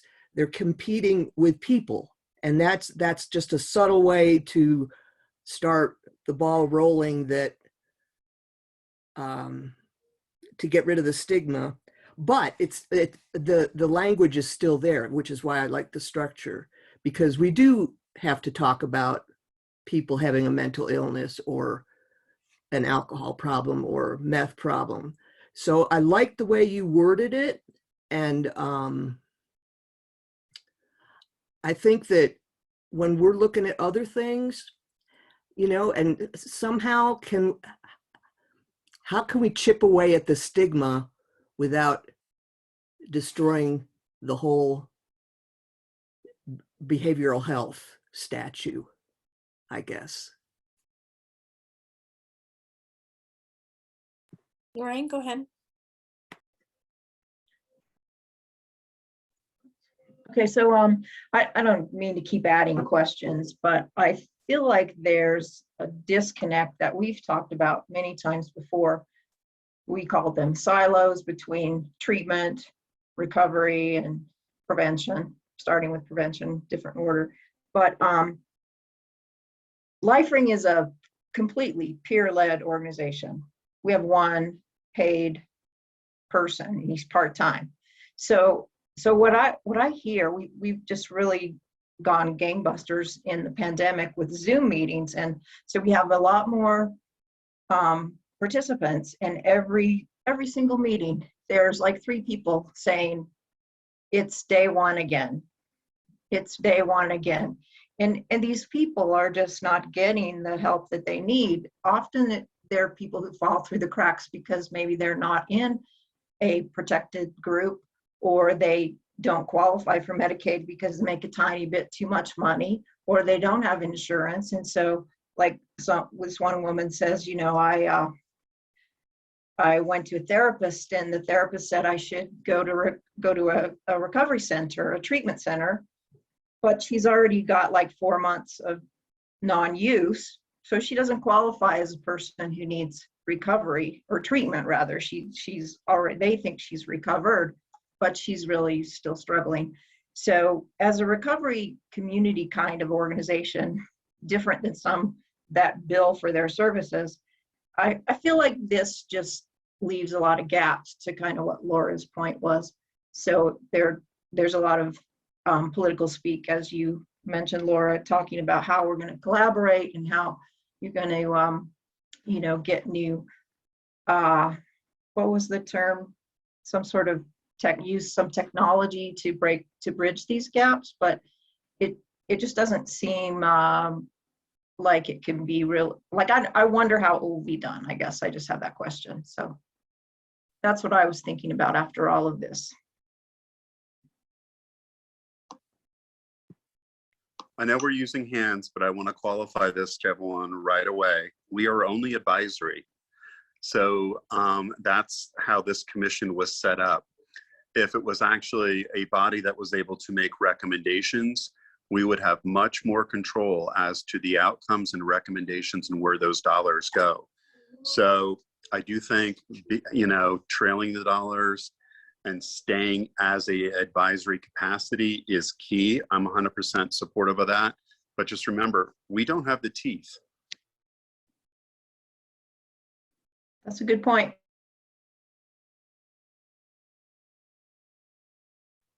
But even if we don't have authority, we put ourselves to be used by the Office of Behavioral Health to support their recommendations, or they support our recommendations without actually doing the thing that is actually recommended. That has happened in the past. The words of the advisory council are used in the block grant proposal to support what OBH is asking for, because that is what SAMHSA requires.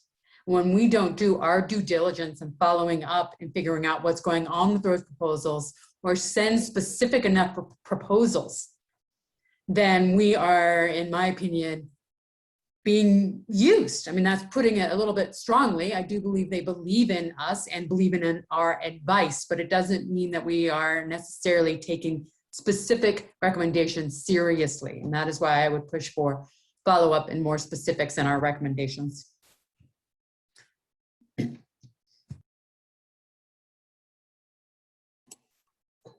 Yeah, and just to respond, I think that's exactly why BPAC needs to have a continuous process of reviewing what recommendations were submitted and how the response was and how it was actually implemented.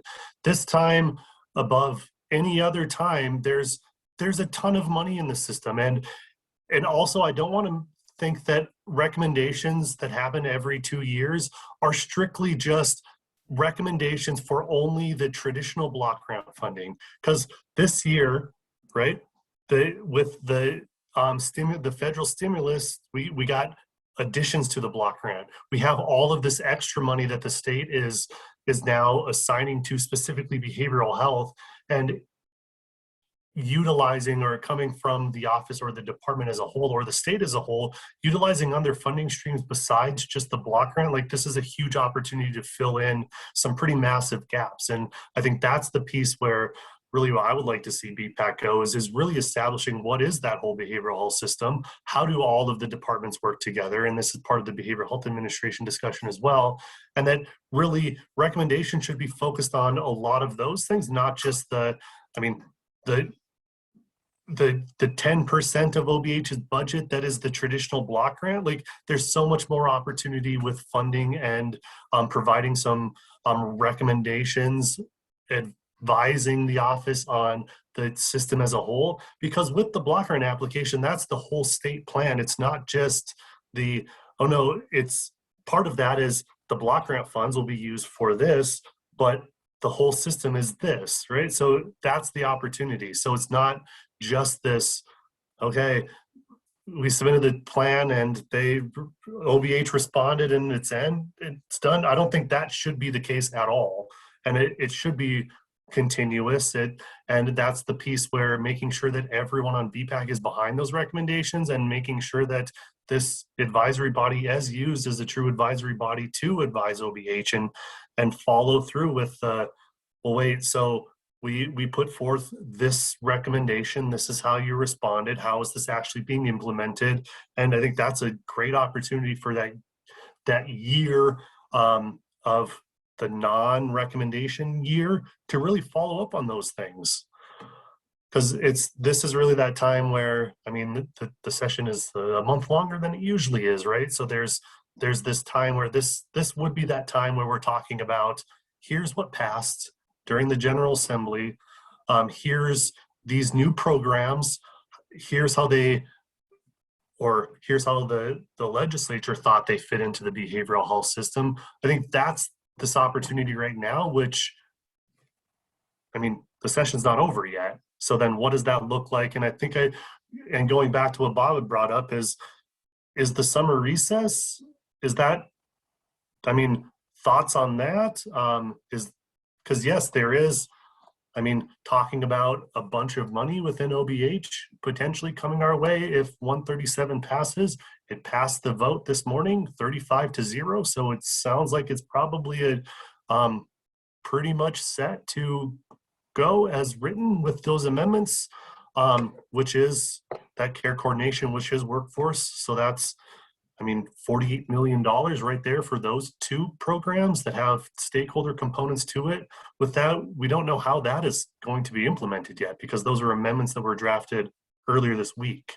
So it's coming up with that stuff and addressing what it looks like for behavioral health, what it looks like for what stakeholder involvement is, as well as, I mean, there's going to be an interim group meeting this summer to discuss an additional $450 million that will be funded during the 2022 session. And that's talking about bed capacity is one big piece within that discussion. But $450 million is a ton of money for the behavioral health system, right? So it's what kind of opportunities can BPAC or groups similar to this have within that process is still an unknown. And so kind of kick that back to this group about what summer plans. Is it should there be a 2-month recess? I mean, what are people's thoughts on that? I mean, historically, we haven't had a ton of folks joining over the summer months. But I mean, I think it warrants a discussion for sure.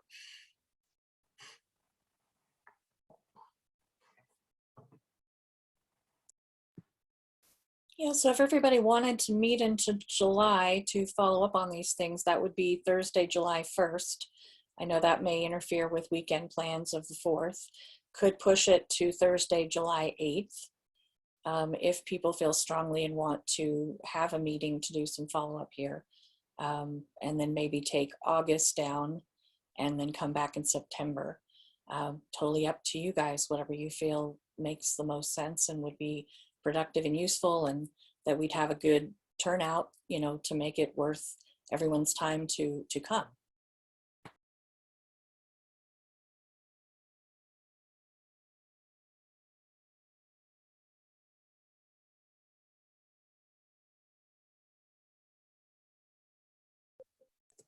I'm sorry, I might have missed this at the beginning of the meeting, but so just to clarify, when is the OBH have to turn in the block grant proposal? Is that July? No, it's on the federal fiscal year. So the end of September. Okay. Yep. Okay. I just, in terms of Julie, what you just asked, I don't know if we need to meet in July. I don't know what that, I don't know how others feel about it. I'd be happy to hear. I'm thinking of a more longer term continuous process of following the recommendations over the course, seeing what's in the proposal specifically, reading that and seeing what happens with that over the course of the next year or two. That's kind of what I'm talking about. Yeah, I agree, Laura. July, I can make myself available. Okay. I was kind of referring to Bob's concern about some monies and where things might be determined over the summer that we'd hear about in September. And he was wanting to have maybe some, you know, overview of that and input or something there. So, but yeah, and Brian, isn't the block grant out in the summer for public review? Yeah, it's the timing of everything. So block grant submission is going to be the end of September. So there is this process of drafting over the summer, incorporating the recommendations, because that is a federal requirement to have the Mental Health Planning and Advisory Council's recommendations submitted in as part of the plan, whether those modifications to the plan from the recommendations are included or not. It's part of having those recommendations included in the plan. And then the timing, but I can have Steph Sanders specifically send out information about the exact timing of when the large, it's hundreds of pages of an application gets sent out to ensure that over the summer that folks have opportunity to read it. And that if because just thinking July, even with the additional money that is coming to OBH from the session that ends in 9 days, I'm not sure we'll have a ton of information at the beginning of July either related to specifically how those funds are going to get spent, because there's still this process of just talking about 137, Senate Bill 137 with brand new, we haven't even provided a fiscal note to any of the programs that were just amended into the bill. So there's a lot of stuff that still has to happen behind the scenes through the legislative process. And so even beginning of July, I don't know if there's going to be a whole ton of new information there, rather than just here's some additional potential planning, summer planning pieces to be involved in stakeholder processes on a couple different sides. I mean, that would maybe be available. But I mean, that's also going to come out in OBH newsletters, and we can specifically have direct, email call out through Donda to identify specifically, here's what's happening, Bhpac members, something that you should be aware of, and if you want to participate, go here. We can definitely pursue that over the summer too, if it doesn't look like or if we want to continue to have the July-August recess. So Ryan, my thought would be, and Margie, I will get to you, I apologize. I just would like us to have a link to what is put out for public review, because we're able to respond as the public to that as well. That'll give us a better idea of what was incorporated from the discussions that we've had, and would kind of prepare us for September if we decide not to meet in the summer. My concern about summer is I've been with BPAC for 6 years, and we just do not have the participation in the summer that would make it worth the time for those that do try to come, unless there's a very specific thing that everyone wants to accomplish. I would feel like it would make sense for us to review the document that goes out for public review and then resume in September to discuss more specifics before it's submitted. And I will refer to Margie now. No, I just wanted to add that the membership committee will be meeting over the summer, and I think it's really important for us to ensure that who we're outreaching to for new members maybe can then help ensure that we do continue to have that diverse and to have the people on this council really reflect the diversity that we've been talking about this morning. So I don't think Lloyd and I know Natalie's not on the call, but Brian's probably thinking of our committee. But I think just giving input to the membership committee on really how that can do its work, so that we can bring people onto the council that can really be good advisors to all of this work. And I apologize, my phone is ringing. Thank you, Margie. No worries. Caitlin is going to share a little bit about the survey that we took and kind of sort of tee off some of the things that would be priority, I would say, to incoming leadership and things that you guys have shared with us, including that component, inclusivity, diversity, and making sure the council is represented and people see themselves represented in the council. So I don't know if we want to direct things over to Caitlin at this point, or if others had other comments about the recommendations today. I don't want to cut people off. Hey, Julie, is those of us that are on our post-pandemic year, we end in September. That's our last meeting. Am I correct on that? If you extend, it would be another year. Technically, I am not able to extend, so my 6-year term ends in September. And yeah, so it depends on what your availability is, Bob. I'm sure they would love to have you in the inclusion conversation and diversity conversation and have that support and that knowledge base over the next year.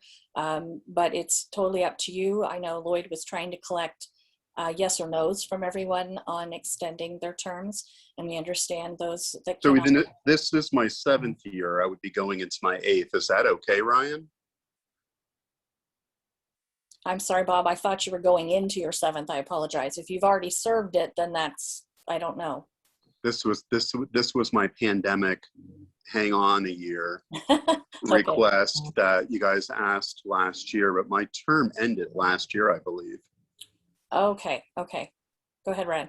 Yeah, there's not federal requirements about term limits and anything for the advisory council, so it's all based on bylaws, which, I mean, those with COVID have, I mean, are honestly kind of piecemeal right now, right? With, I mean, what participation looks like, what in-person participation looks like, because we're in the now Zoom age. So it's kind of all over the place. That's some stuff that happening over the summer that also we need to look at is also bylaw construction, which then comes to September, October, the end of the year discussions at BPAC is, I mean, what do bylaws update need to be with whatever the world looks like now? And what continued is Zoom kind of the way, and we need to update bylaws kind of across the board. We've also within membership and steering starting to have that conversation about seat identification and with the discussion about peers and getting peers or individuals with lived experience really into more traditional workplace settings, we need to start having that discussion, frankly, about what does that mean for representation if you're a peer that is now hired on with a treatment provider. What does that mean for representation on the council? We need to have those conversations, and that's part of the bylaw discussion as well, which we've talked about. That's going to be the September, October, November, December type stuff. But nonetheless, it's still all included in the bylaws. So term limits there. So I mean, it's one of those ones that, I mean, I think we would support kind of continued. Well, I'm happy to stay on for the grand reopening of behavioral health and people coming back into clinics, and all of my staff just returned June 1st. So membership and executive committee, I'm happy to help for the grand reopening transitional year. I've really enjoyed BPAC and love the work that we do here. So if you guys find me useful, I'm willing to stick around. That is very good news, everybody. I know we had, like, Tanya was on for about 10 years, I think. It's supposed to be 2 3-year terms and then a year break, and then you could come back, was what my understanding was when I joined. But obviously, because of COVID and the different things that have transpired, and others who have served additional terms when needed, it seems to make sense to maybe, since Bob's willing, take him up on that. So Margie, go ahead. I was just going to say, maybe it's kind of like the chicken and the egg. If we're working on membership and recruitment, it would be helpful to know if we are going to make any bylaw changes so that we're in alignment. So maybe some of that work can be done over the summer, of just taking some of these ideas, such as maybe changing those, the term limit piece, so that it can be more flexible, so that as we're then are outreaching for new membership, we will know who, we will have that part thought, maybe not finalized, but at least thought about. Because I'd hate to wait for bylaw changes till the latter part of the year, which then may affect who we would have outreach to, or people we outreach to that then, because of changes, it would be different. Yeah, I think the idea would be to outreach to as many individuals in different settings and circumstances as possible, to incorporate what you guys have already discussed as priority for this council. And regardless of whether the bylaws are officially changed, it's all in agreement that we definitely want to incorporate that. So I would say the bylaws could be redone starting in October, with the new folks and having their input, and that it wouldn't change the direction for membership to still outreach to a diverse group of individuals for our membership. So I don't know that summer work would do anything different than encourage us to continue down that path, and then letting the new incoming leadership and help guide the conversation for those changes in October. Yeah, but I would echo that exactly, Julie, is that the work on the bylaws over the summer, I see that as coming from the membership committee saying, ooh, like the bylaw right here conflicts with how it works now with recruitment, and that would drive the actual updates to the bylaws coming from membership saying this specific bylaw has issues with how we recruit, how we sustain individuals, as well as seat assignments and whatnot on the council. So, I mean, yeah, any sort of recruitment and appointments need to align with whatever the new bylaw structure looks like. And I think we would all rely on membership to ensure that actual membership aligns with whatever new bylaws look like. So.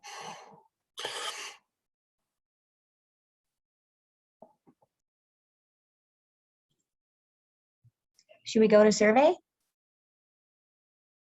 Did anybody have any last comments on recommendations and the response today before we move to Caitlin?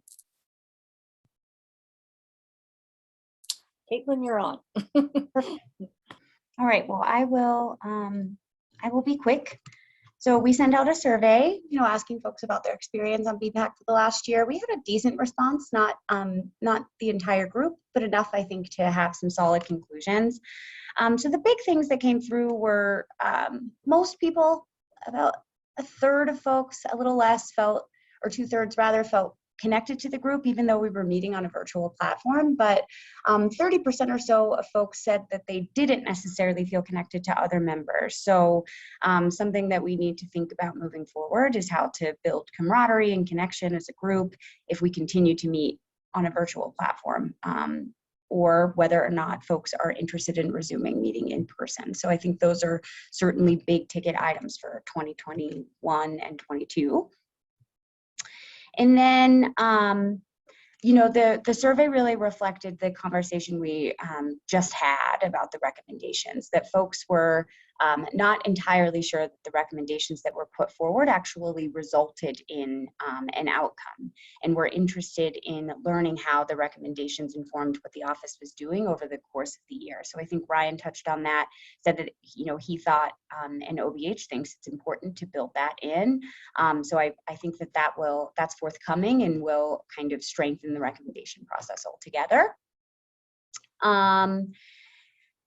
The other one that came through, not so much in the survey, but in the dialogue that we've had, is the interest in diving deeper into topics of diversity, equity, and inclusion. So I think that's also forthcoming, and we, I know as a council, are interested in bringing in external expertise to sort of help guide us through that conversation, and think about how we might update just our practice as a council to be as inclusive as possible and make sure that there's diverse voices being heard here and informing the recommendations.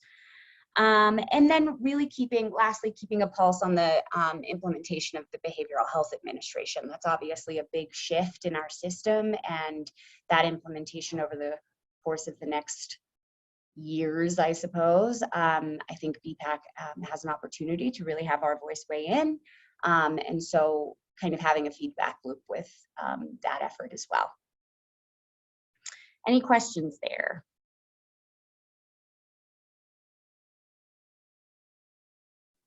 I have a quick question possibly, and if it doesn't belong here, I can talk to someone separately.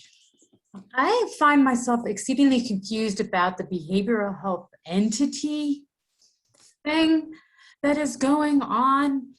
What is it? I don't really understand what it is, why it's happening, and how it fits into the overall picture. If no one else is interested, I'll just ask someone else about it, but I just find it very confusing. I think it's a great question. Yeah, I'm interested. Yeah, so I'll take that one. So with the behavioral health entity, it's a new licensing category at the health department. So the Colorado Department of Public Health and Environment, their health facilities they set up a new structure of licensing behavioral health facilities. So the BHE is often what it's called. So that is the behavioral health entity. It came from House Bill 1237. So it's a two-phased approach. So the first phase that and they have a committee, the BHE IAC, the Behavioral Health Entity Implementation and Advisory Committee, works directly with CDPHE, the health department, to come up with rules for how they implement this new health facility licensing structure specific for behavioral health facilities. So it's a two-phased approach. Phase one is for mental health facilities. Those community mental health centers, those community mental health clinics, those acute treatment units, those crisis stabilization units, those walk-in centers, those ones that are currently licensed or predominantly already licensed by the health department as just kind of a general health facility. They're getting categorized into this new BHE licensing structure. This BHE licensing structure has a bunch of endorsements underneath it. So you can be a BHE and endorsed to provide walk-in services, or you can be a BHE endorsed to provide crisis stabilization services, or endorsed to provide acute treatment services or outpatient services. Yeah, and Laura, this is not through Ladders. Ladders is the CDHS, OBH's licensing structure. So there's still this process of health facility licensing that community mental health centers, for instance, go through, and there's still an approval process through the Ladders that a community health center also has to go through. So honestly, nothing has changed. You still, the big change is going to be phase 2 when the SUD facilities will then come online as a BHE. So SUD facilities will then have to get a license from the health department, which they don't currently need. But then it sounds like there's still going to be an approval process, which is called a OBH license through the ladder system that would still be in place too. Terms are going to change a little bit. The big thing is phase 2 and SUD facilities that currently aren't required to be licensed by the health department will have to be licensed by the health department starting in 2023. Okay, I think I was reading in the stuff about the behavioral health entity applications that all the facilities, like you just mentioned, are in the phase 1 and must relicense through there, essentially like community mental health centers. But it also had a blurb in there that said anyone who provides any outpatient behavioral health can, and then and like in one place it said should apply to behavioral health entity. So it seems very confusing, and it just feels like I understand that the state is going through this massive change related to the Behavioral Health Authority.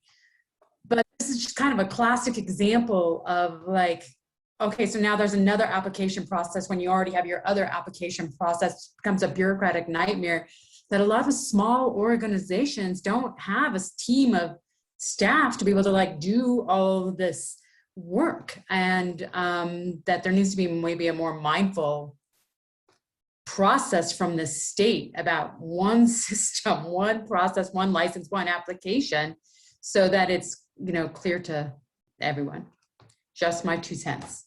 Yeah, and we are completely with you. And so phase 2 was supposed to start a couple months ago, and we have asked the health department to delay that until Health Management Associates, HMA, come up with their recommendations for how the Behavioral Health Authority, BHA, not to be confused with BHE, is going to implement this new behavioral health structure. So the health department has agreed to delay the start of the phase 2 process for your exact reason, because it's this confusing mess. There's a lot of providers. Bob brought up those mom and pops DUI providers that hold a ton of the licensing work that our licensing and designation team at OBH does. Like those are the entities that maybe have a single person running DUI programs that then would potentially have to have a health facility license from CDPHE. And what is that going to take? And if there's still a process of getting a health facility license plus whatever OBH does related to program approval to ensure that they meet those clinical standards to be a DUI provider, that's a ton of additional burden on a bunch of folks, not to mention every single other SUD provider that now has to have a health facility license. So that is definitely on our radar. It's definitely on the Behavioral Health Administration's radar to come up with how can we streamline these processes so it's not this confusing bureaucratic nightmare that you have to work with multiple departments to serve a population that you may not even get reimbursed at a great rate for. So, so it's completely there. And Ryan, let's not forget, there's a lot of providers that feel this is also a way to downsize, believe it or not, providers in the community that may not get re-credentialed, so therefore they can't do the work. Yep, and my one last piece is that we also need to have that conversation about what do you get from your DORA license? How does any sort of peer credential fit into an individual's credential and being able to get reimbursed for the services you provide underneath your individual license versus a health facility license? Because if there's an outpatient endorsement within BHE, so does every single individual that is licensed by DORA also have to get a health facility license? So to be completely frank, and it seems like part of this thing was half-baked, right? It's 1237, yeah, it may be great concept, but I think the implementation and kind of where we're at now, it doesn't necessarily fit into kind of streamlining the system. So yeah, there's still a lot of work to be done between now and where phase 2 happens. Phase 1, it's one of those ones where those entities were already licensed by the health department. They're finally getting their own chapter within health facility regulations. So probably not as big a deal, but the SUD side, a massive deal. And if we ever get to a time within Colorado where there's a single behavioral health licensing category, so it's not mental health and it's not that is different than SUD, if we ever get there, then there's obviously a massive, what do we go with the health facility like hospitals plus an accreditation process like Joint Commission does for health facilities? So there's a lot of stuff, and probably I bored you with a ton of stuff that I find interesting with policy aspects of how state government is implemented. But if you have any questions, feel free to reach out.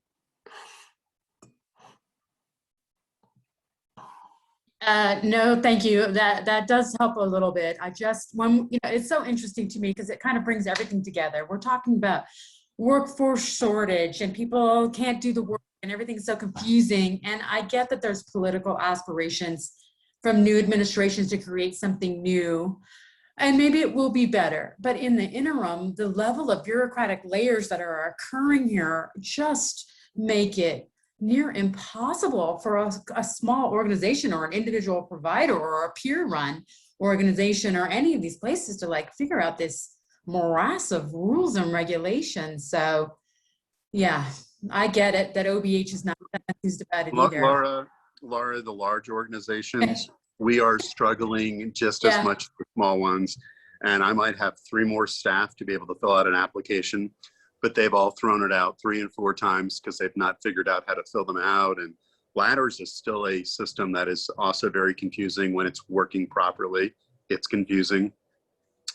So we all do, and don't forget, there are eventually day codes and CCARs will be collapsed into their own database. There's so much going on. I mean, it's kind of comical because it's not all coming together very well.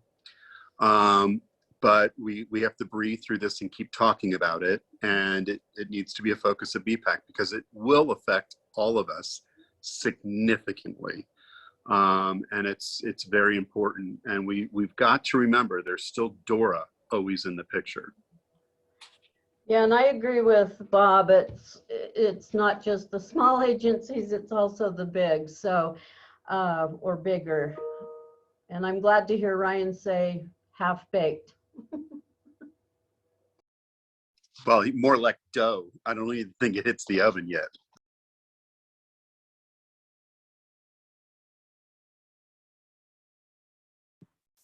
Are there any other questions or comments regarding any of these things that we've talked about in this last hour?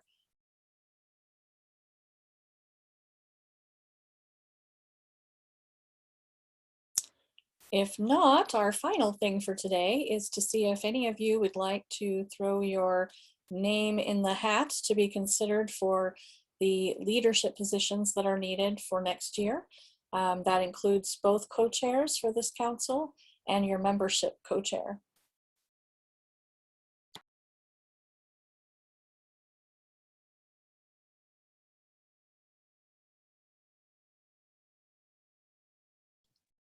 Don't everybody volunteer at once.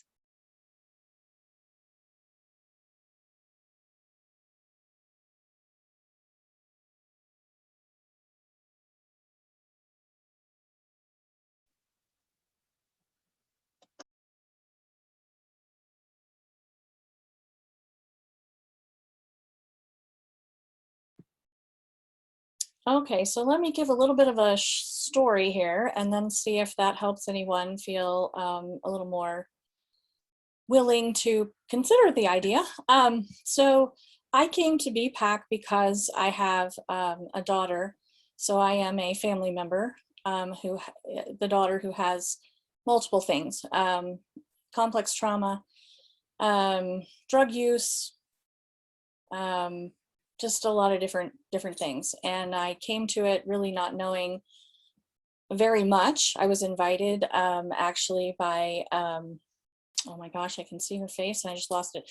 She was a nurse at St. Anthony's for a while. She is no longer there. She's got other things she's done, but she was a tremendous support to Bhpac. And she told me about this council when I was visiting her in my job capacity at that time.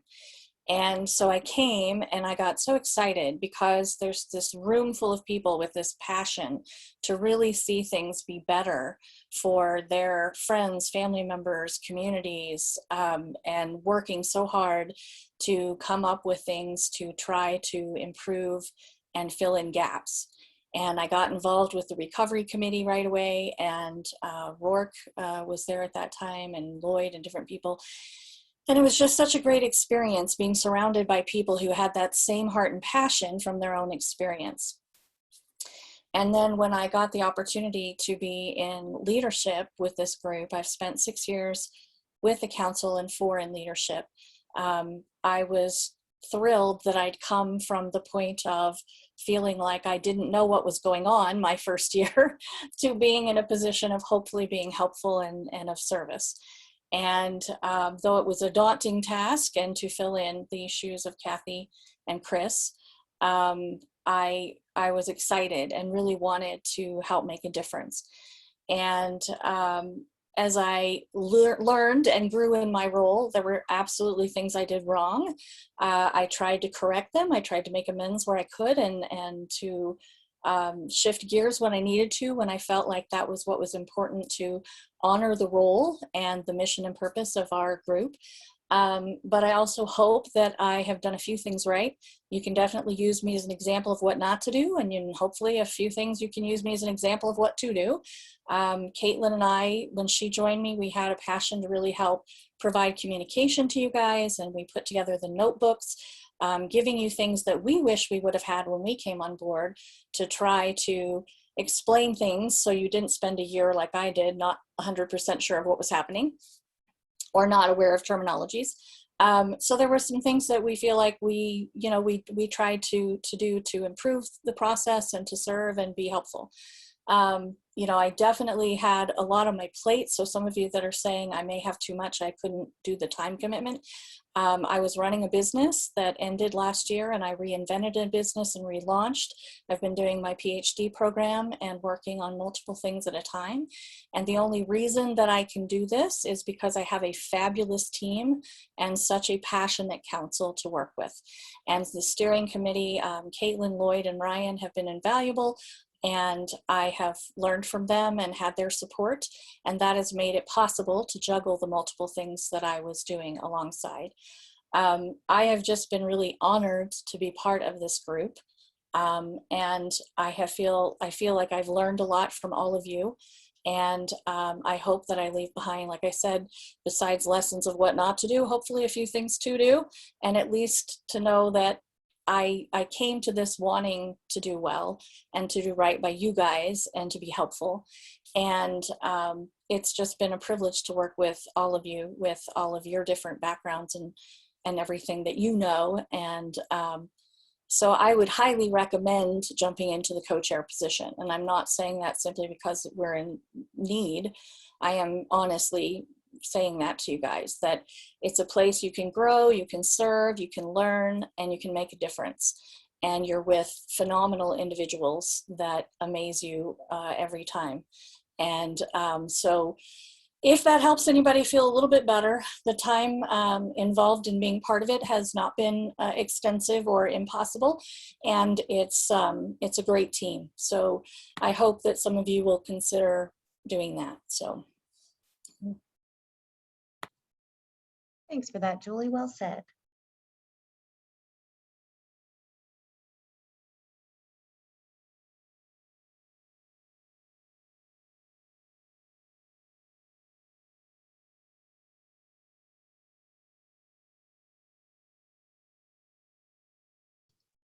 What's our timeline for electing new chairs, Julie? So we just were hoping to have some people throw out that they might be interested, ask some questions today, and then be official by September so that we could vote for the new folks and be able to have them up and running October. So that's kind of what we're looking at. If we don't have anyone share today, we understand. Please feel free to reach out in email to Caitlin and I, Ryan, Lloyd, ask questions if you have questions. If you just want more information, whatever we can do to support helping you be able to make a decision that's right for you, we're happy to do. But really would encourage some of you contemplate that and not feel that it's a burden, that it's really a really great experience. And I know I've asked a couple of you to consider certain positions. I don't know if any of you feel comfortable sharing today, if you've thought about that, or if you have questions for us, we'd be happy to field them.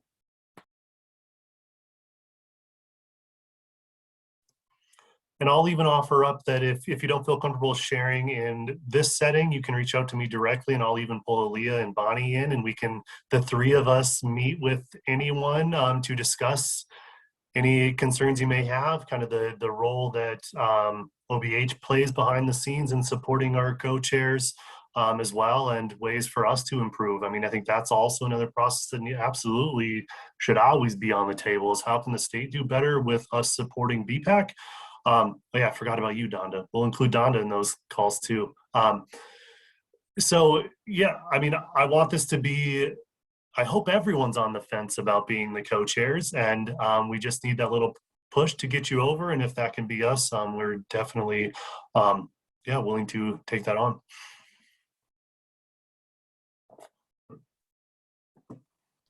I guess I would only add that I have not had any, I've had like a very little public facing role in co-chairing, and have done more helping Julie to operationalize some things. So if publicly speaking or facilitating the group is the deterrent, that there is a role for a person as a co-chair who is more interested in kind of thinking through logistics and typing up documents and that kind of sort of administrative support to facilitating the council.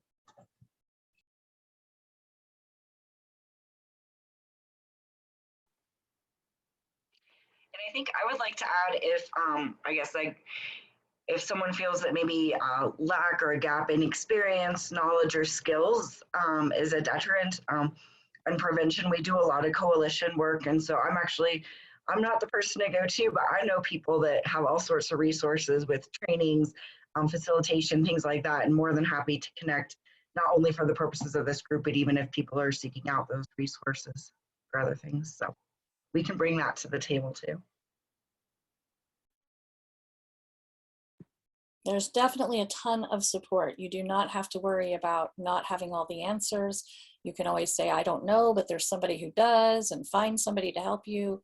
It's definitely not something you have to feel that you are coming to with all of the qualifications even necessarily, because you get to learn as you go, as I have. So there's a lot of great support. So definitely know that.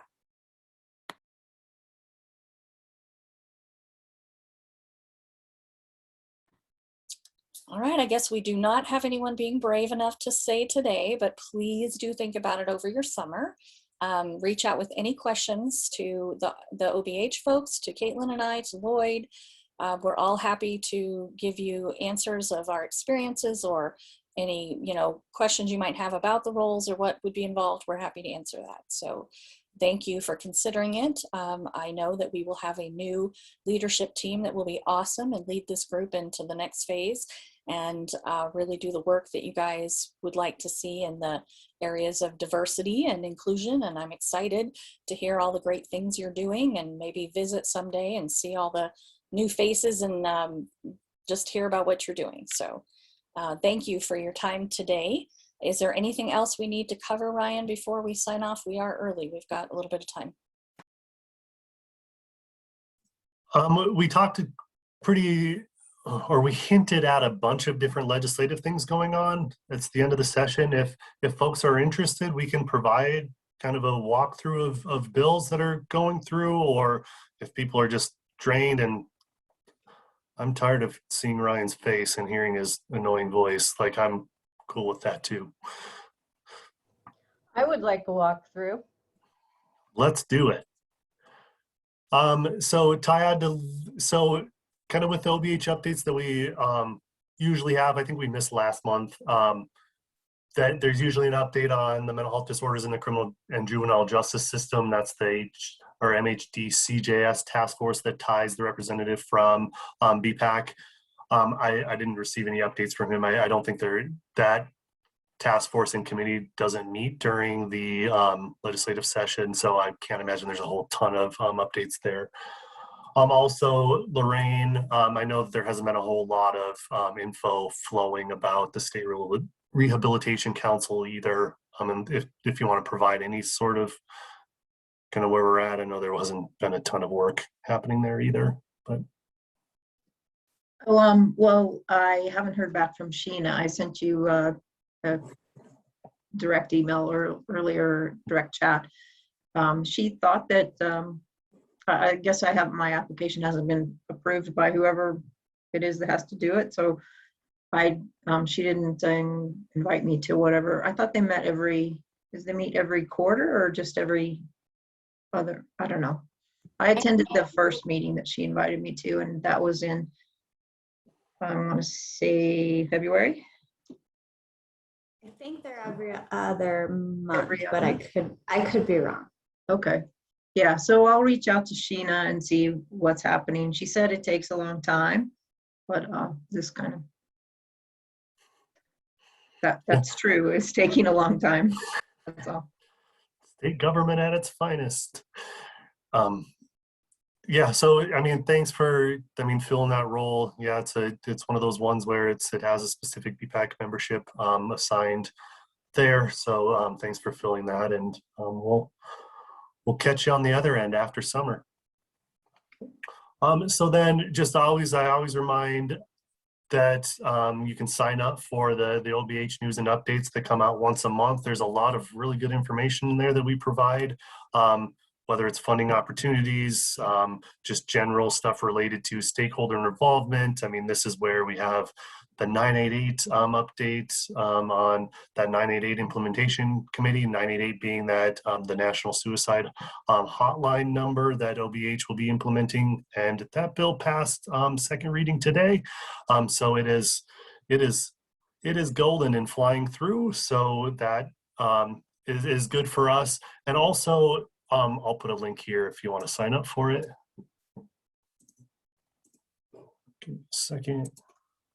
If you haven't already, probably getting tired of me bringing this up every month, but here's a link to sign up. It's just a couple boxes.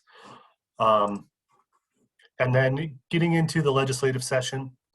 So we talked a little bit about that Governor Polis and the legislative leadership, on May 24th, they had essentially a little conference about unveiling the American Rescue Plan Act funding. There was $3.8 billion in federal funds that have came to Colorado, and it was a breakdown of where those funds are going to be spent. I can also send out the press release. I just have to find it about where that's going. But just a quick overview. I'll actually just share my screen here since I have it all written down.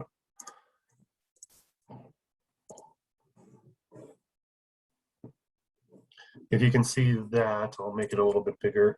So this is the breakdown that they came up with.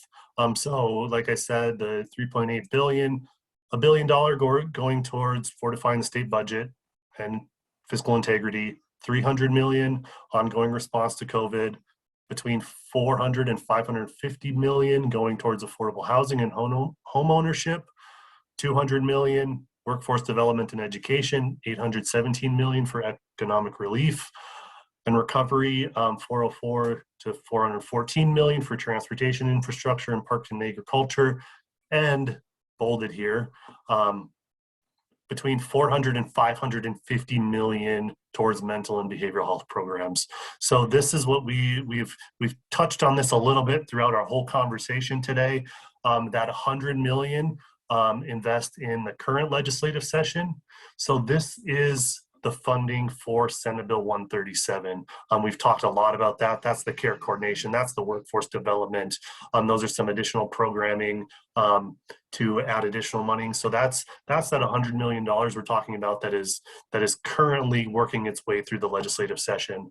And this other $450 million is set aside for an interim process. So this is what I'm talking about, is that summer stakeholder meetings to come up with how are we going to spend this $450 million for behavioral and mental health programming, and what that looks like. There's going to be this interim process, which is a essentially a gigantic stakeholder process to come up with, wait, how do we spend this $450 million? The only piece that I know is going to be brought up is bed capacity, and really talking about what does step down look like going from an inpatient setting into a community setting, and some folks think we're lacking that middle step, whether it's residential, whether it's programs that you can live in certain and build up those skills to be more successful in the community, as well as having programs that don't go directly from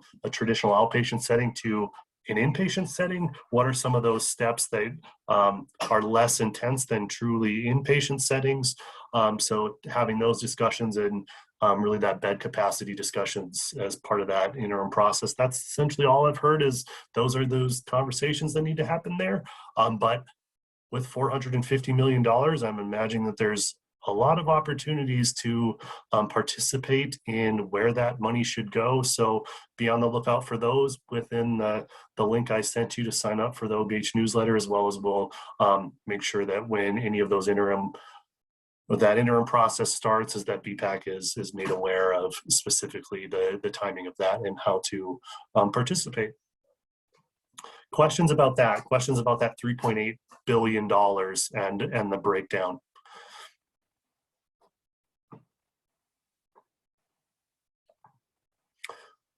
Seeing none, I guess I don't have the chat even up.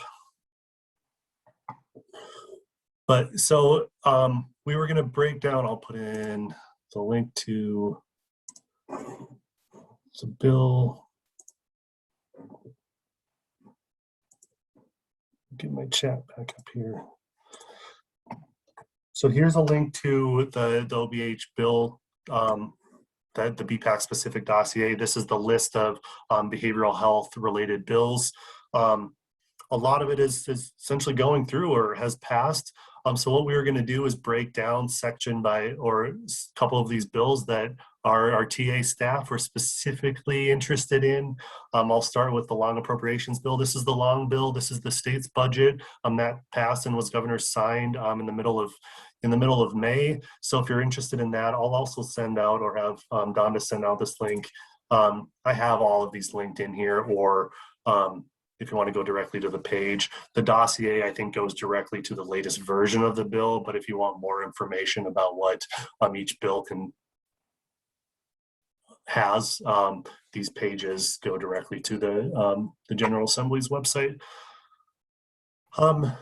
So with that, first one, 1021, Aaliyah. So this one, Liz mentioned earlier today when everybody was talking with Liz and Robert. So this is where the RCOs can bill Medicaid, and also OBH will create an approval process for the RCOs, and it requires MSOs contracts to include recovery services, infrastructure investments based on available appropriations, and this has been passed. So this is already set in stone. Balani? Sure. So May 27th, House Bill 1068 passed. This requires that insurance covers a yearly mental wellness exam similar to your yearly physical exam. It covers it up to 60 minutes. And I think when we talk about the power of prevention and early intervention, this is very exciting. Ryan. Yep. So, and just to be clear that when it has passed on here, it passed both chambers, right? So it still has to go through governor's signature. I haven't heard anything where Governor Polis is thinking of vetoing any of these things. We did have a veto of the prevention bill last year. We'll have that one come up again, but there was some pretty big changes to that from last year. So I haven't heard of anything that is going through that doesn't necessarily have full governor support as of now, but things change. But I think he has like 6 weeks or something to actual sign them once it gets sent to him. So there is some times before these actually get signed into law. But once they're through the legislative process, there's not stakeholdering, there's not committees, there's not floor votes. So the past is they're essentially through the legislative process, just going to the executive branch then.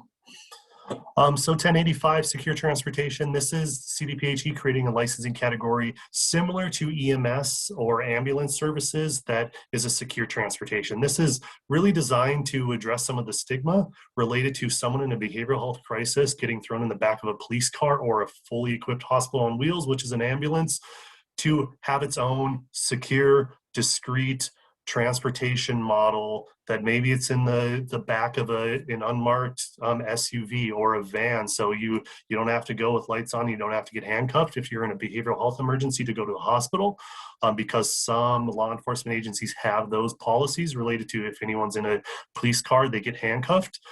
So trying to get around some of that stuff to actually, wait, we need to be talking about people and people's experiences, and that if someone is in crisis, they're a lot less likely to actually pursue the services that they need if they know that there's going to be a fully equipped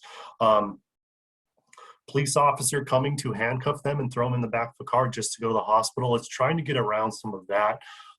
This was a bill from last year that didn't make it because of COVID, but this is also one that passed through and going to the governor's office or the governor's desk for signature soon. Ones we've talked about before, Behavioral Health Administration and the Expand the Transition Specialist Program, those were two department bills. So that's the BHA bill. That's the one that formally says the Behavioral Health Administration is a thing in Colorado, and here is the law to back it up. This is the one where we have to come up with a plan to create the Behavioral Health Administration by November. That's what HMA, Health Management Association, is doing. Now they're going to have their initial plan out in the next couple of weeks. It was originally supposed to be in the middle of May, but that got delayed a little bit. So who knows if that's going to get delayed further, but that's part of it, to have that plan created. Plan including where it goes. Does the Behavioral Health Administration stay within, like OBH, stay within the Department of Human Services? Does it go to healthcare policy and financing? Because there's obviously that huge Medicaid component related to behavioral health services. That stuff's all still up in the air. That's actually governor signed. Then the Expand the Transition Specialist Program, that's the Transition Specialist Program is that program that OBH runs to help people transition to from a higher level of care into a community-based level of care. Currently, or before this law was signed, it was only withdrawal management facilities and hospitals had the ability to refer folks into this program. Now it expanded to essentially every behavioral health provider, and it also made voluntary individuals, so you don't have to be on a hold or a search or an involuntary commitment to be eligible. It opened it up to folks receiving care voluntarily as well. Oh, do we still have Katya on?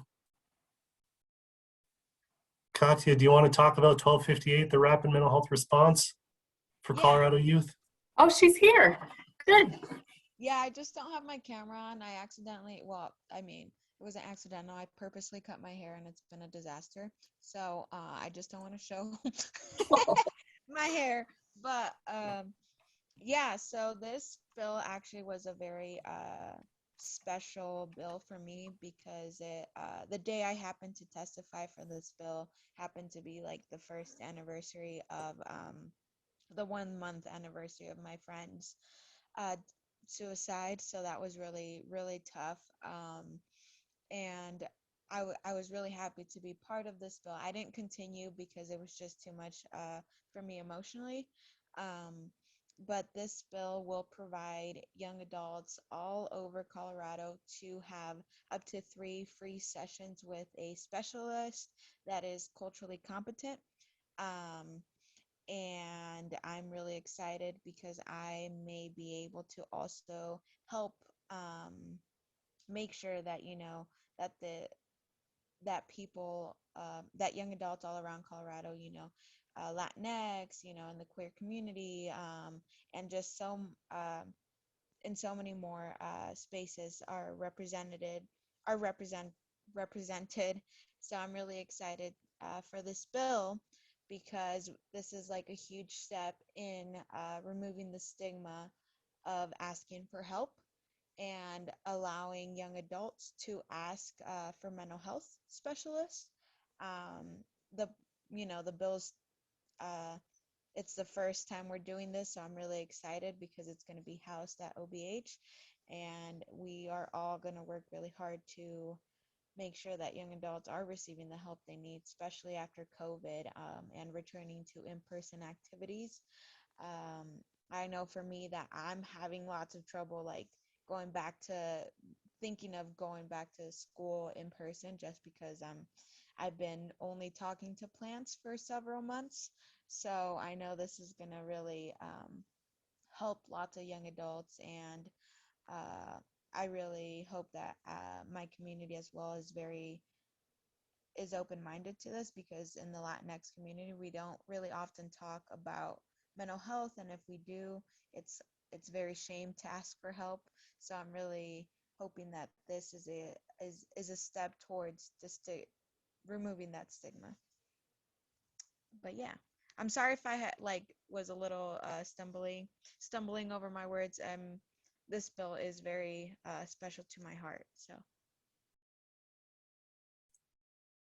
Yeah, and Katia provided awesome testimony. So we also have links to the testimony that she provided, which was fantastic. So if you're interested in that, we can provide that as well.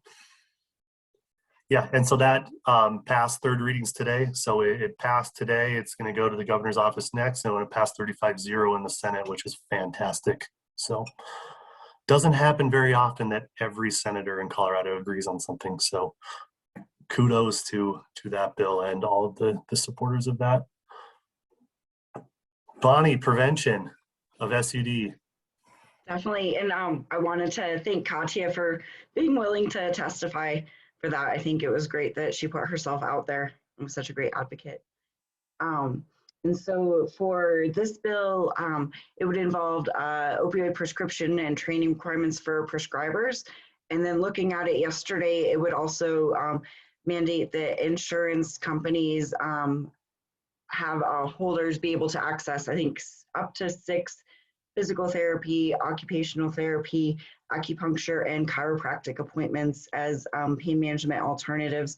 I think this, if it passes, it would go into effect for large plans on January 1st, 2022, and for small plans, January 1st, 2023. Something I was excited about from our prevention lens was in the past, we've worked a lot with state partners, also working in prevention, and also university partners. They were a big part of creating the needs assessment for prevention and also the strategic plan. This bill would actually formalize that relationship and mandate that we work together closely. We do have a lot of organic, informal connections, but I think there's something to be said once something's formalized. If that meeting's on my calendar, it means that no one can schedule over it. So I think making that a priority is going to be great for prevention across the state. And it looks like it was referred to Senate Appropriations on May 26th. And Ryan. Yep, so next up, 1281 Community Behavioral Health Disaster Program. So that's a behavioral health specific disaster program in the health department, so CDPHE. We currently have a disaster program, but it's not specifically calling out behavioral health disasters. So this is one of those bills that with the Boulder King Soopers shooting was really a piece of that. Right after that is ensuring that community mental health centers have more resources and more of an opportunity to help the community deal with disasters. So I think it's a long time coming for something like this that really supports behavioral health responses as well. So that's also in appropriations. So what happens with appropriations is that a lot of times they just sit there. Any of the bills that have funding tied to it, they have to go through a multiple committees. One of those is appropriations that gets really backed up.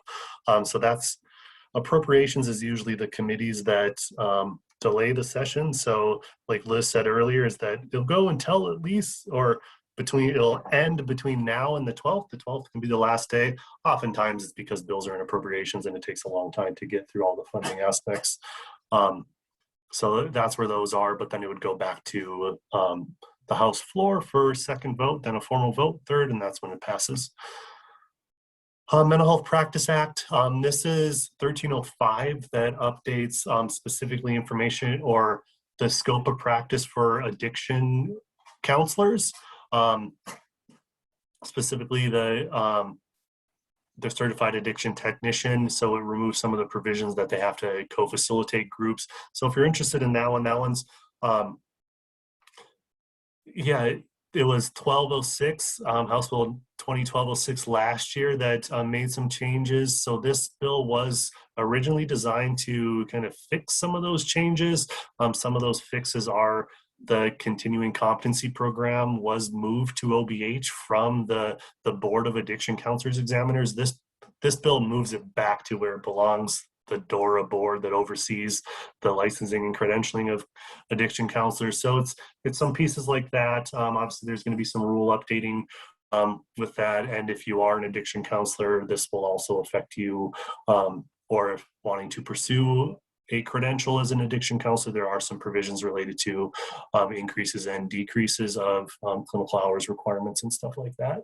So take a look at that for the specific details, because we're running a little bit out of time because we need to get to Senate Bill 137. So this is that Behavioral Health Recovery Act. So that's the $100 million that I talked about previously from ARPA, the American Rescue Plan Act, that federal funds. That's that $100 million coming in here. Yeah, and Aaliyah has specific sections that aren't ARPA related, but Aaliyah, you can address those. They're exciting as well. So our certifying body for recovery residences, what we do now is we have a reimbursement program. So we have $50,000 and people get their certifications. After they're done with their certifications, they come to us with an application and get reimbursed up to $2,500. So that pays for all of it for some organizations, and it's barely a drop in the bucket for others. So what has happened is we have $200,000 to go directly to the certifying body, and so anybody who has recovery residences here, I'm very excited to say that this is going to take the price of the certifications down immensely. We're very excited. Yesterday we had a meeting about this, and we knew that they were going to be testifying, and then this morning it has passed the House. So that's very exciting. And then with recovery housing, you can just take a look at the bullet points. It just goes into a little bit more detail here, but this is an RCO grant program for financial assistance, temporary financial assistance to people who are going into recovery residences. And I don't know if this one passed the House yesterday. Ryan, did it? Yeah, so the section 16 of the bill, Donda linked the bill in there.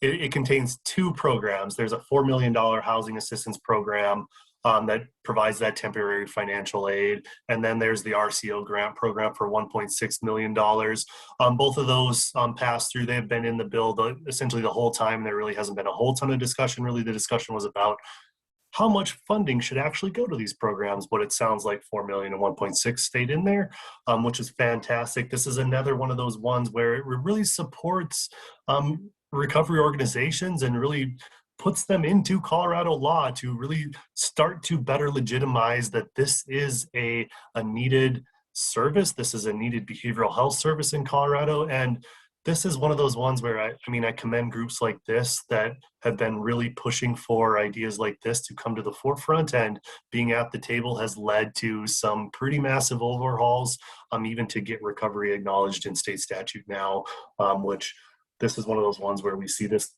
going through. It goes to appropriations, I think, on Friday. That's kind of the next big test of the funding structure. And then it'll go back to the floor for a potential and other amendments there. If you're following the legislative session, there was a lot of drama yesterday when this bill was up, based on the Children's Hospital and their tactics to get money, which did not go over well. So how you present ideas is key in for a lot of folks. Be mindful of how we talk about getting funds as well. So that was a good reminder for the department to yeah, to be aware that, yeah, if you come too strong or come in different ways, things don't work out. So I'm kind of beating around the bush a little bit here, but the background to that is they used an entity from Channel 4 to go onto the floor and kind of corner legislators that were sponsoring this bill to say, you need to take money out of here and give it to us. And that did not go over well when they got asked about their program, because they didn't have a whole ton of information about their program.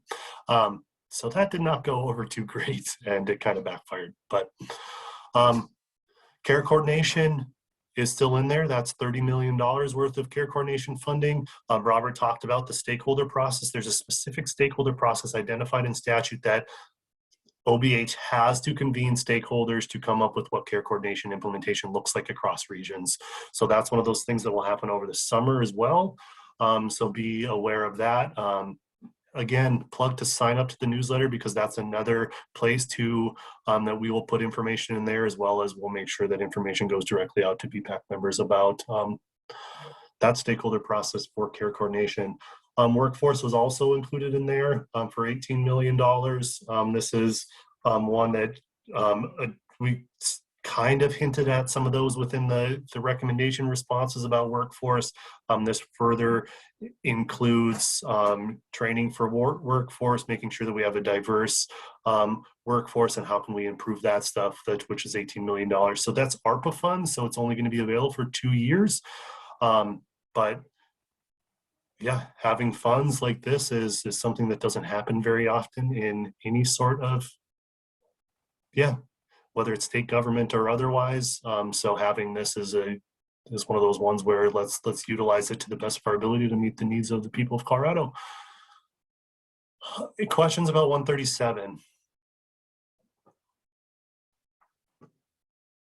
So if you're, I know Donda put in there the link, if you're specifically looking for the amendments. So if you go to the amendments tab within that link, L043 is the appropriation. So that shows all of the, here's how much money each department is getting in for what. So I know we're running out of time here. So with 988 Suicide Prevention Lifeline, that's 154. That's the 988 Crisis Hotline Center, which Congress passed, creating this 3-digit number, which hopefully is easier to remember than a number that I don't know even off the top of my head for crisis. So it imposes a fee. It's one of those ones that creates an enterprise, a state enterprise. So essentially a state-run business that it's outside of OBH that funds this that collects fees on wireless and prepaid plans that go to this enterprise fund that is outside of state government that then pays for this 988 fee. The enterprise fund was just created a few years ago. There's not a whole ton of enterprise funds. So it's been an interesting one coming up with essentially businesses that operate, or independent businesses that operate underneath kind of the structure of state government, but not entirely. So it's a way to get around TABOR, the Taxpayer Bill of Rights, and stuff like that. So maybe more information than you need, but there's that. And then 211 is the statewide human services referral hotline. So there's a 211 number that you can get, you can contact to get connected with behavioral health resources, whether that's employment resources, whether that's housing resources, whether that's prevention, treatment, and recovery resources. And then that's also using federal funds to support that 211 referral hotline for another year. So, and that passed earlier this month, so a couple days ago. So that's the ones I have on there.